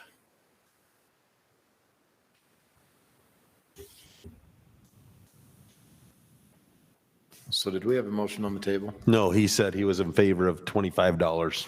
Okay. I didn't know Josh that said was- he could kind of go along with that. So if you want to apply that as a motion. That was my olive branch. So I moved that we change the fee from dedicated hunter hours from $20 to $25 an hour. We recommend that change. Ken seconds it. So we have a motion from Mike to change it from $40 an hour as recommended to $25 an hour.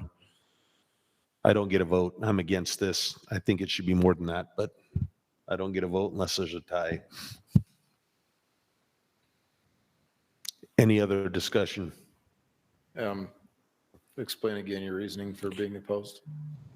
I mean, I agree with Kenny. This program's designed to get people out doing habitat projects and whatever, and it's not designed for people to walk in and pay $200 for their tag. And it takes a lot of effort to plant those shrub plugs or whatever, and this is where they get that effort. And so if you want to just walk in and buy. But $25 times 32 hours is $800. That's real money. That's real money, but that's not what the program was designed for. So are we in the discussion? Can I? Yeah, Okay. I guess from my standpoint is, so if folks are in the dedicated hunter program, are there really not the projects? Because otherwise, why, if you're going to end up buying your point, I mean, why are you in the dedicated hunter program if you're not dedicated enough to find hours is my question. So I think Jason said there are 40-something projects online right now. Yeah, when I looked this afternoon, there are 63. 63. I just counted like you counted, or maybe there was 48 on there. And 16 of them were for skilled or donation. So I think I could make a counter argument that they weren't designed to be bought out because, well, and the reason I say that is just recently, I think it's in the last year or two, the rules changed where it used to be that you could only buy out a certain amount of hours. You had to do projects. That's no longer the case. You can now buy them all out. I'm good with whatever. I'm just stating my opinion. You guys vote, you vote me down, I'm good. And so Brock, the way I had it calculated was hours purchased, not by number of hunters, but by the hours. And there were 35,000 purchased in calendar year 21. 35,000 hours. Yeah. $700,000. yeah, and so that would be just thinking out loud, I mean, roughly 10,000 dedicated hunters in the state. Yep. Probably maybe less now because of the permit cuts. Cap 5% yeah. less. Yeah. So that would be, that would be, how many of the people are like, that would be 80,000 hours if there were, so a third of the people are buying out their hours, but then some of those hours have to be 16 hours for some of those applicants. So you're only seeing a buyout rate of 20%. So you're seeing an 80% rate of people doing their hours roughly. I mean, I don't go back and check my math on YouTube, but I mean, it's not like we're having the majority of people buy out their hours. No, so they're proposing a $700,000 increase. You're proposing a $150,000 increase. So I think that's fine. But if we're going to just cut, we ought to come up with the $550,000 somewhere else if you're going to do this and if you're going to vote for this. Yeah, I thought we already discussed that with the multi-season tags. No. The non-resident hunting licenses.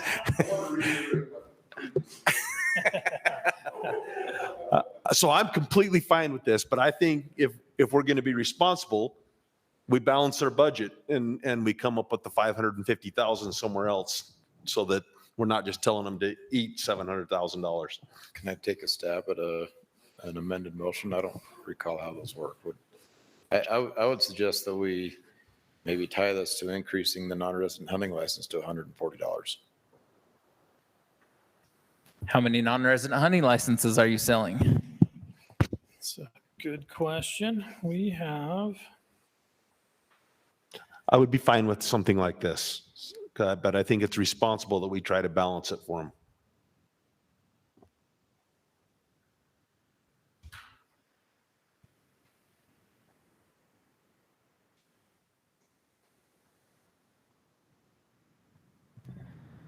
Or if there's a way we could implement that $10 a person use fee on our WMAs, that would probably cover it too.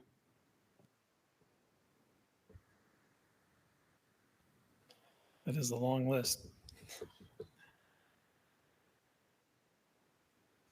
That's okay, Kenny. I'm getting dedicated 100 hours right now, so just go.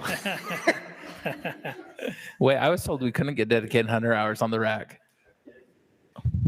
What?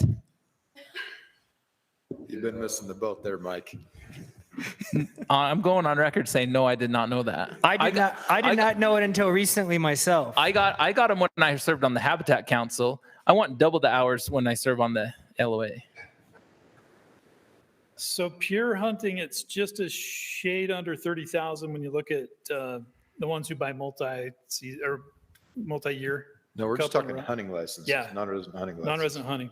Just under 30,000. So if we increase it by $20, we about break even. Yeah. Well, I was suggesting increasing it by $61. But yes, that's true. I agree with Ben. I don't think $140 is out of line at all for that license. I think it's very much in line. No, it's a hunting license. So it's it's small game, waterfowl, upland game, and you have to have it to apply or buy a tag. And combos, To From 79. 72 to 79. And it's more of a, Correct. on top of that, Ben, there's combo hunting fishing. There's about 12,000 of those. who So buy if we do non-resident hunting, we should right size the combo. I think you'd have to be Yeah, fair. correct. I didn't think about it. Thank you.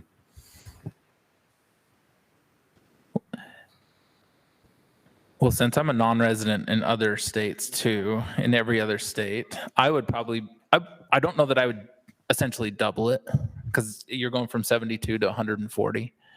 But I think it'd be palatable to go like 120 or 125. But I think anytime you double something just mentally for people, there's a lot of backlash and it creates a big issue. But if you went to $120, that's going up $50, $48 from where they currently are. I could get behind that, especially if we're tying it to offset. So if you guys I would be okay with that too. If you're okay with a friendly amendment, I would say keep it at $25. Recommend keeping the dedicated 100 hours at $25 tied to an increase in the non-resident hunting license to 120. So it would have to come from Mike if he's okay with because he made the original motion. He'd have to be okay with the friendly amendment. I'd be okay with that friendly amendment. Are you okay with the second there? Okay. We have a new motion on the table. The new motion is to recommend keeping the dedicated 100 hours at $25 and tied to that, increasing the non-resident hunting license fee to $120.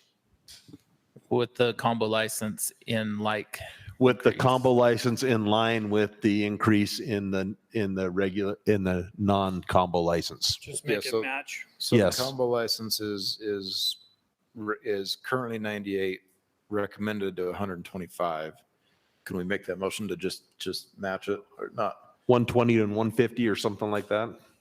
Something like that. I'm not sure what number makes sense. Similar percentage gap or whatever. Yeah. Do we I'm need a not hard number or I wouldn't be comfortable doing the math on that because I know that there's a formula that you guys use, right, to do combo licenses, or maybe there's Right. not. So just do whatever they come up with.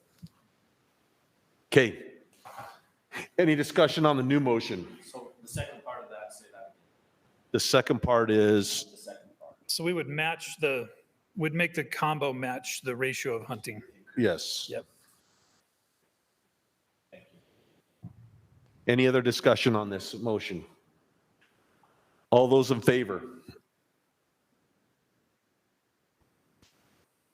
And I don't see Chase. Okay, AJ, what about Chase? Is he still there? Chase jumped off. Okay, passed unanimously. Other motions somebody would like to make? The other one that we discussed a lot is the multi-season. I'll make the motion that we make it triple the single season. I think that's, I don't remember what that number is. Is it 168? 56, yeah.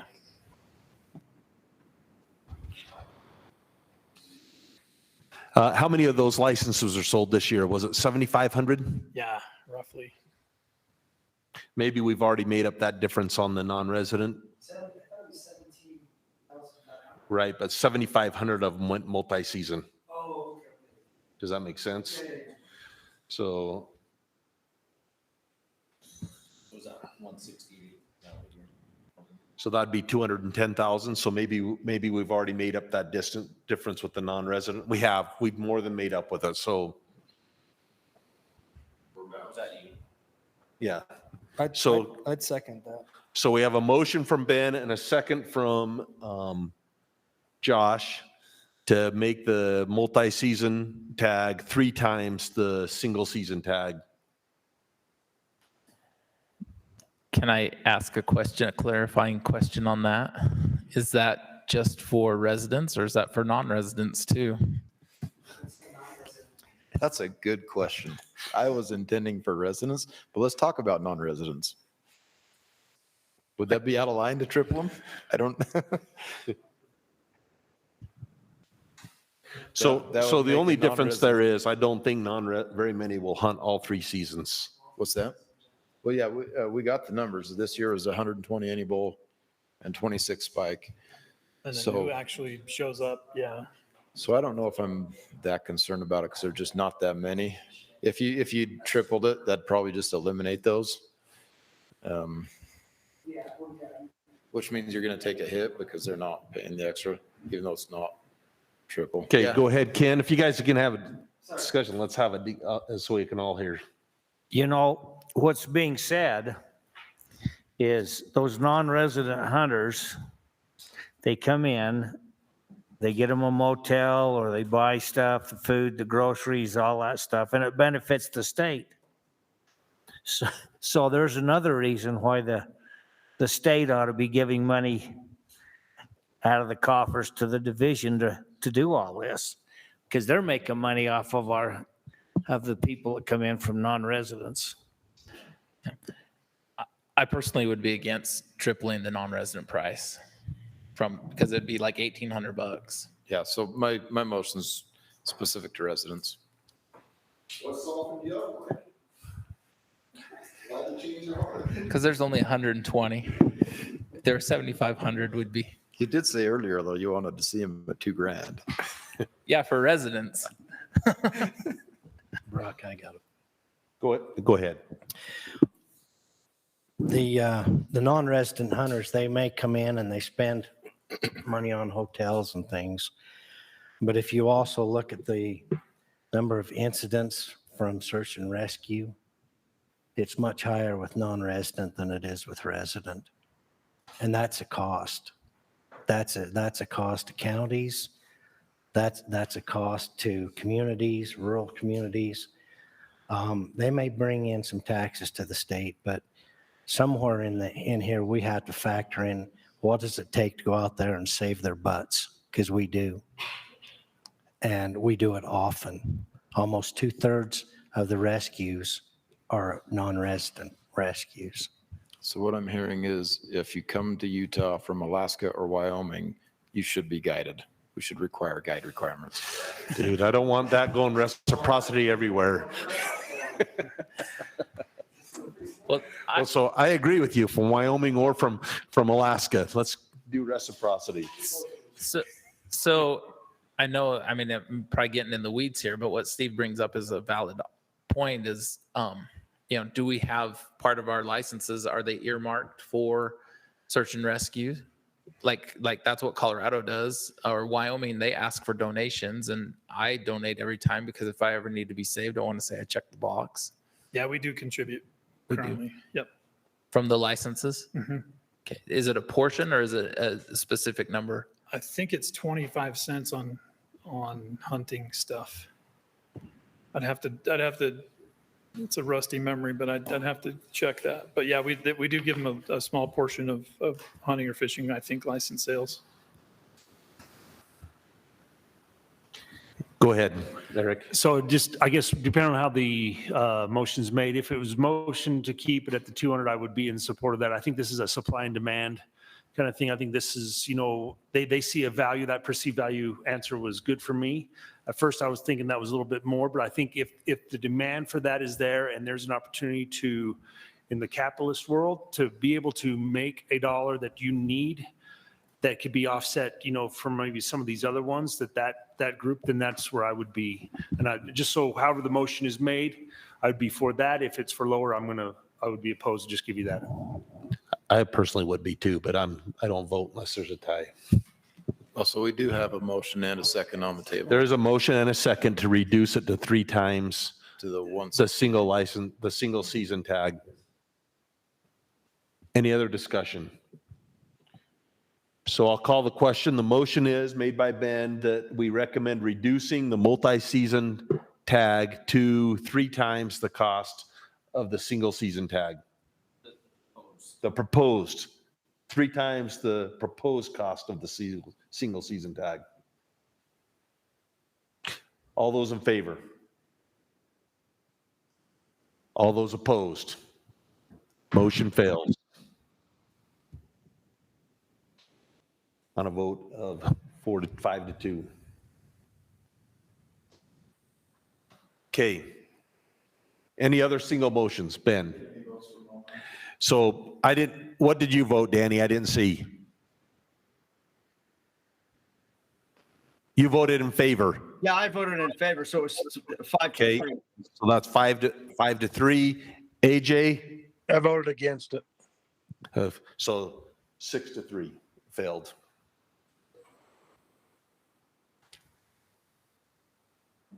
Okay, any other single motions?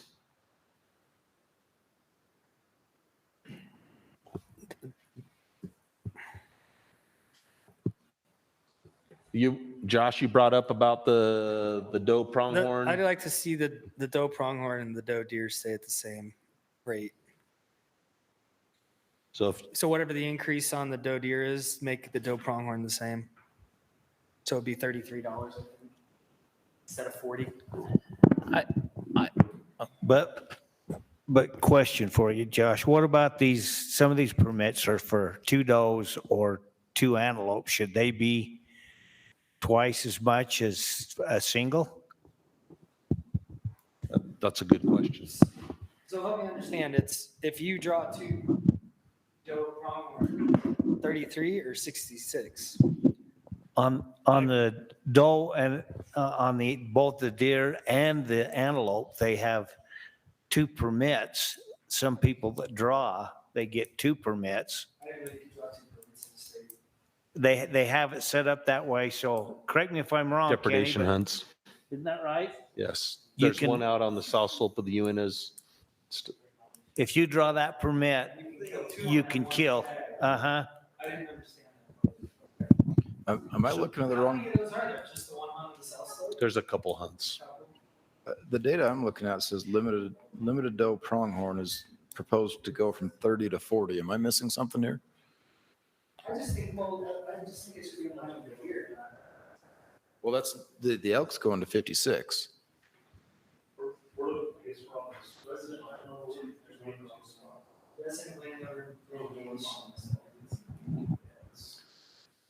I'm looking at just the pronghorn resident limited doe. Do you see a two doe pronghorn permit? I don't see Yeah, one. that's proposed from 45 to 60. Is that on the pronghorn or just a doe deer though? Pronghorn, 45 to 60, for the 2 doe.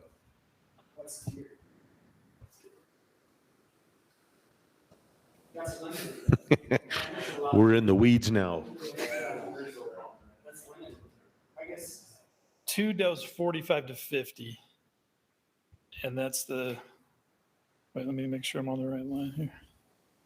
Yeah, just under deer. What's a doe deer being raised to?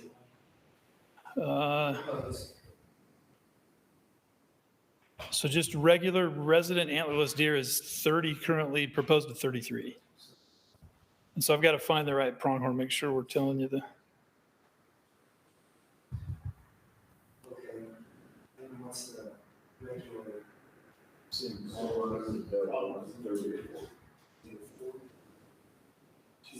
2 is 60. I guess I'd like to see you go to 33 and 66. There was a comment that we got from the public that resonated with me and I thought was well stated. Like a doe deer's $33 and a turkey or a swan's 40. And so, I mean,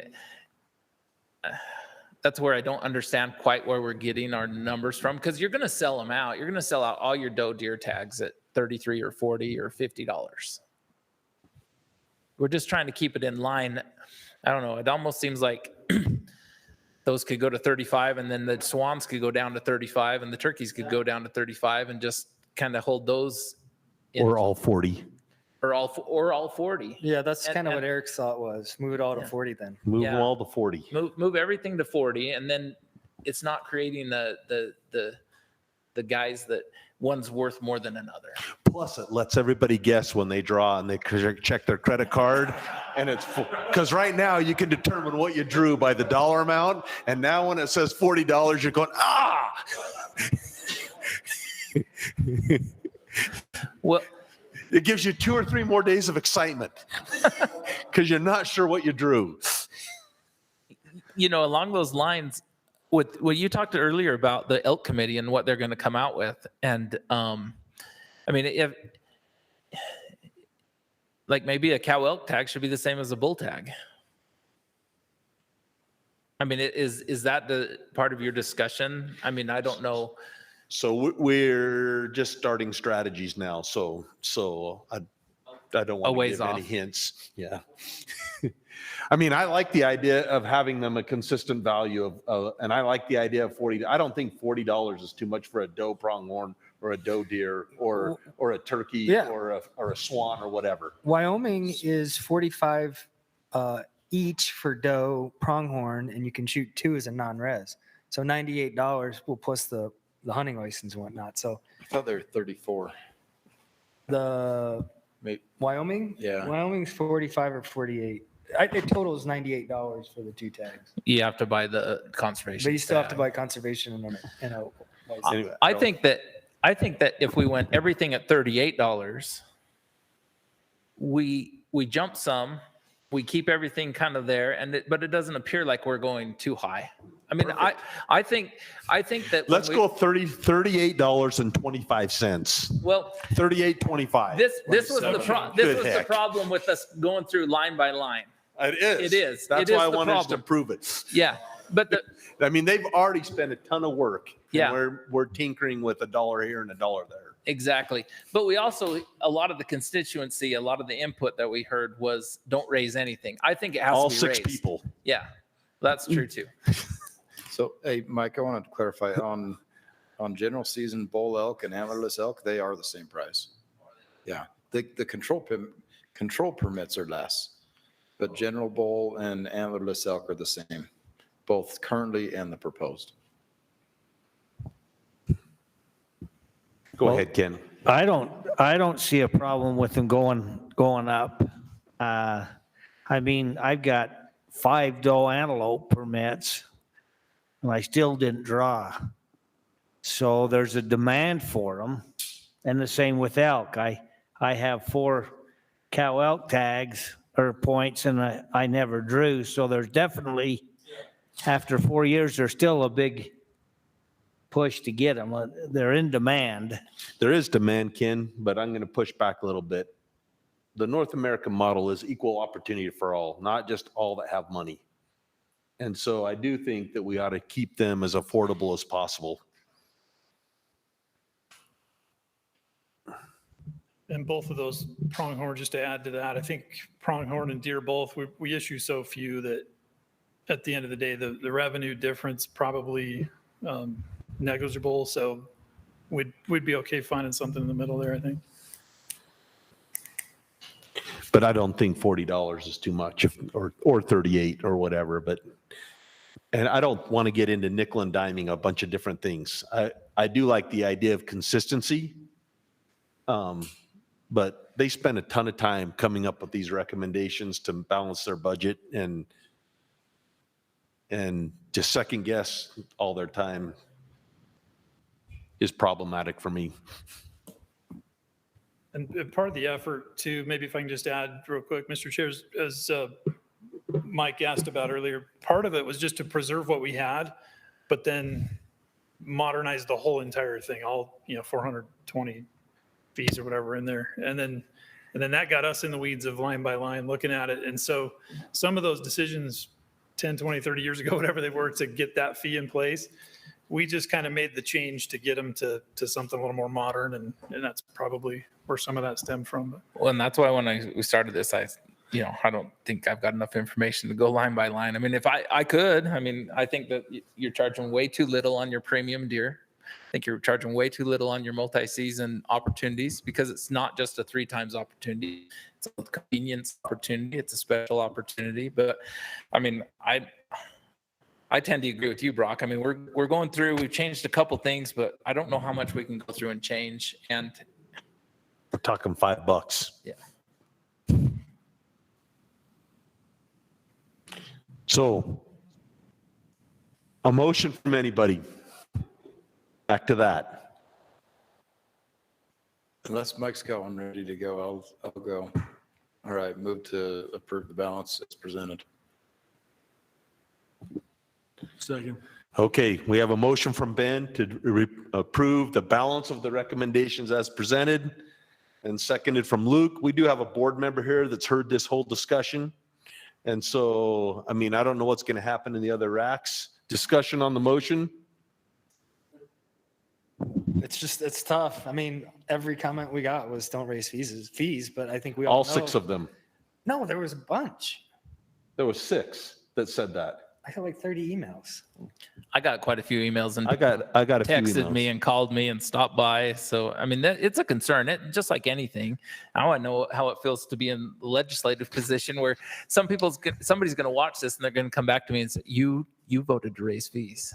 Yeah. But they need fees raised. I would encourage all those people that I got some emails, but I didn't get 30. I would encourage them to email the entire group through the process. Yeah. This drives me nuts when everybody goes to the board and they don't come to the racks, and they send Carl an email and they get a lot of pressure, but the racks never even heard of it. So when you get those emails, I would respond right back and say, you need to post this online so everybody can see it and consider it. No, I agree.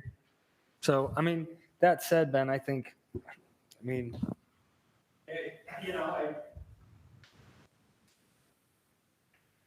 Because we did get 6 public comments that went through the process that said, don't do it. And one here tonight in favor. And one here in favor, yeah. Which represents a whole group of sportsmen, not just one. Well, and that's also the elk issue. That's 200. So yeah.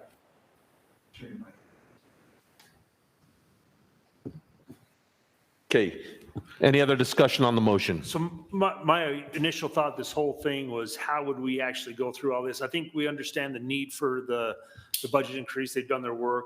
I think we could have sat here right off the bat and just made this motion, to pass as is.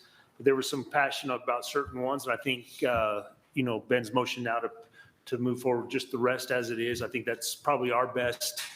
Yeah. Even though I may not be as in favor as a sportsman or a user that way to have to pay more, but I think as the responsible side on our end is the RAC to support the division. Yeah, and at the same time, having stated that earlier, I will be the devil's advocate. There's a reason why it comes to the RACs, to get the input. Absolutely. So it is good that we've hashed it out. And I don't think we've covered it all. I don't think it would be wrong for the division to bring an altered recommendation to the board. They've done that many times through the RAC process as Absolutely. they learn. And so I would encourage the division to go back with some of the feedback that you're going to hear from us and from other RACs and compile that and then take that to the board that then they can make a recommendation with many minds thinking that then is going to go to the legislature. That's how I understand it works, right? So I think it's good that we've had this discussion. I do too. In fact, I would hope after we make this vote, we maybe recommend that they come up with something more consistent so every fee isn't different. Mhm. I mean, have a standard fee for a tag, whether it's a crane or a doe or whatever, it's $40 or something like that. Any other discussion on the motion? All those in favor? Aye. So passes unanimously. Any other discussion? I would like to make, I mean, usually the chair doesn't make the motion, but I would like to have greater consistency on all these fees. So I've actually talked to the DWR legal counsel on this matter, and you are welcome to make a motion. Yeah. You have the ability and it's well within your bounds too, if you'd like. The Southern Region Chairman made it a point that he would not take the position if he couldn't make motions. Or So I make the motion that we recommend that there's more consistency among the fees. Second. So we have a motion and a second on the table that there's more consistency among the tag fees. And in particular, I'm talking about the doe pronghorn, the doe deer, the cow elk, the crane and the swan, $40 each or something like that. I mean, You're making this motion now in anticipation of formal racks in the Wildlife Board this month, yes. not just in, okay. Yes. Any other discussion on the motion? Mike did. All those in favor? Aye. Passes unanimously. Anything else? Yeah, the paper you use for your permits. When do we get away from that and go back to the Right. old paper that didn't fall apart? Yes. We feel your pain on that one, and we ended up using the state contract of UCI, the prison system, and so they build it, cut it, provide it, put a hole in it, all that stuff, and yeah, we don't love it either. It seems to eat up a lot of printers when you're doing mass mailings and stuff, and so a couple things on that. We're trying to get away from printing a lot of documents anyway, put it on the mobile phone and kind of go more electronic, but give people the option. And then if that saves us a little money on paper, maybe do another RFP and find some, people complained about the old stuff too, but I think they liked it a lot better than what this stuff is now. So yeah, we will look at that, Mike. We will be looking at that. Thank you. What happens when the CO checks my Ziploc bag and it's just a mass of white mush? Or if he tries to peel off the electrical tape. Yeah. Or as I'm carrying my deer out and there's a twist tie on the antler that's got nothing underneath it. Yeah. Or the electrical tape that pulls the whole face of the paper apart. Right. Or your cell phone's totally shattered and that's totally worthless. I see. Yes. And it's got that weird little plastic layer in the middle. So a lot of people use electrical tape. A surprising number of people use electrical tape to tape their tag onto the antlers, and that it peels the face off, and then you have nothing to verify. Yes, And- we will do some research on options. Yeah, raise those non-resident prices. You approve what we just did, you have money for that. Anything else from the RAC? Danny, go ahead. Yeah, I got one. I don't know if this is legal or not, but I always fold my permit up and stash it somewhere on the deer. in case I don't quite make it out and somebody tries to steal my deer, then I can show up and go, wait a second here. Here's my permit right here. And then when I get down to the car, of course, I put it on the antler or something, you know. Excellent.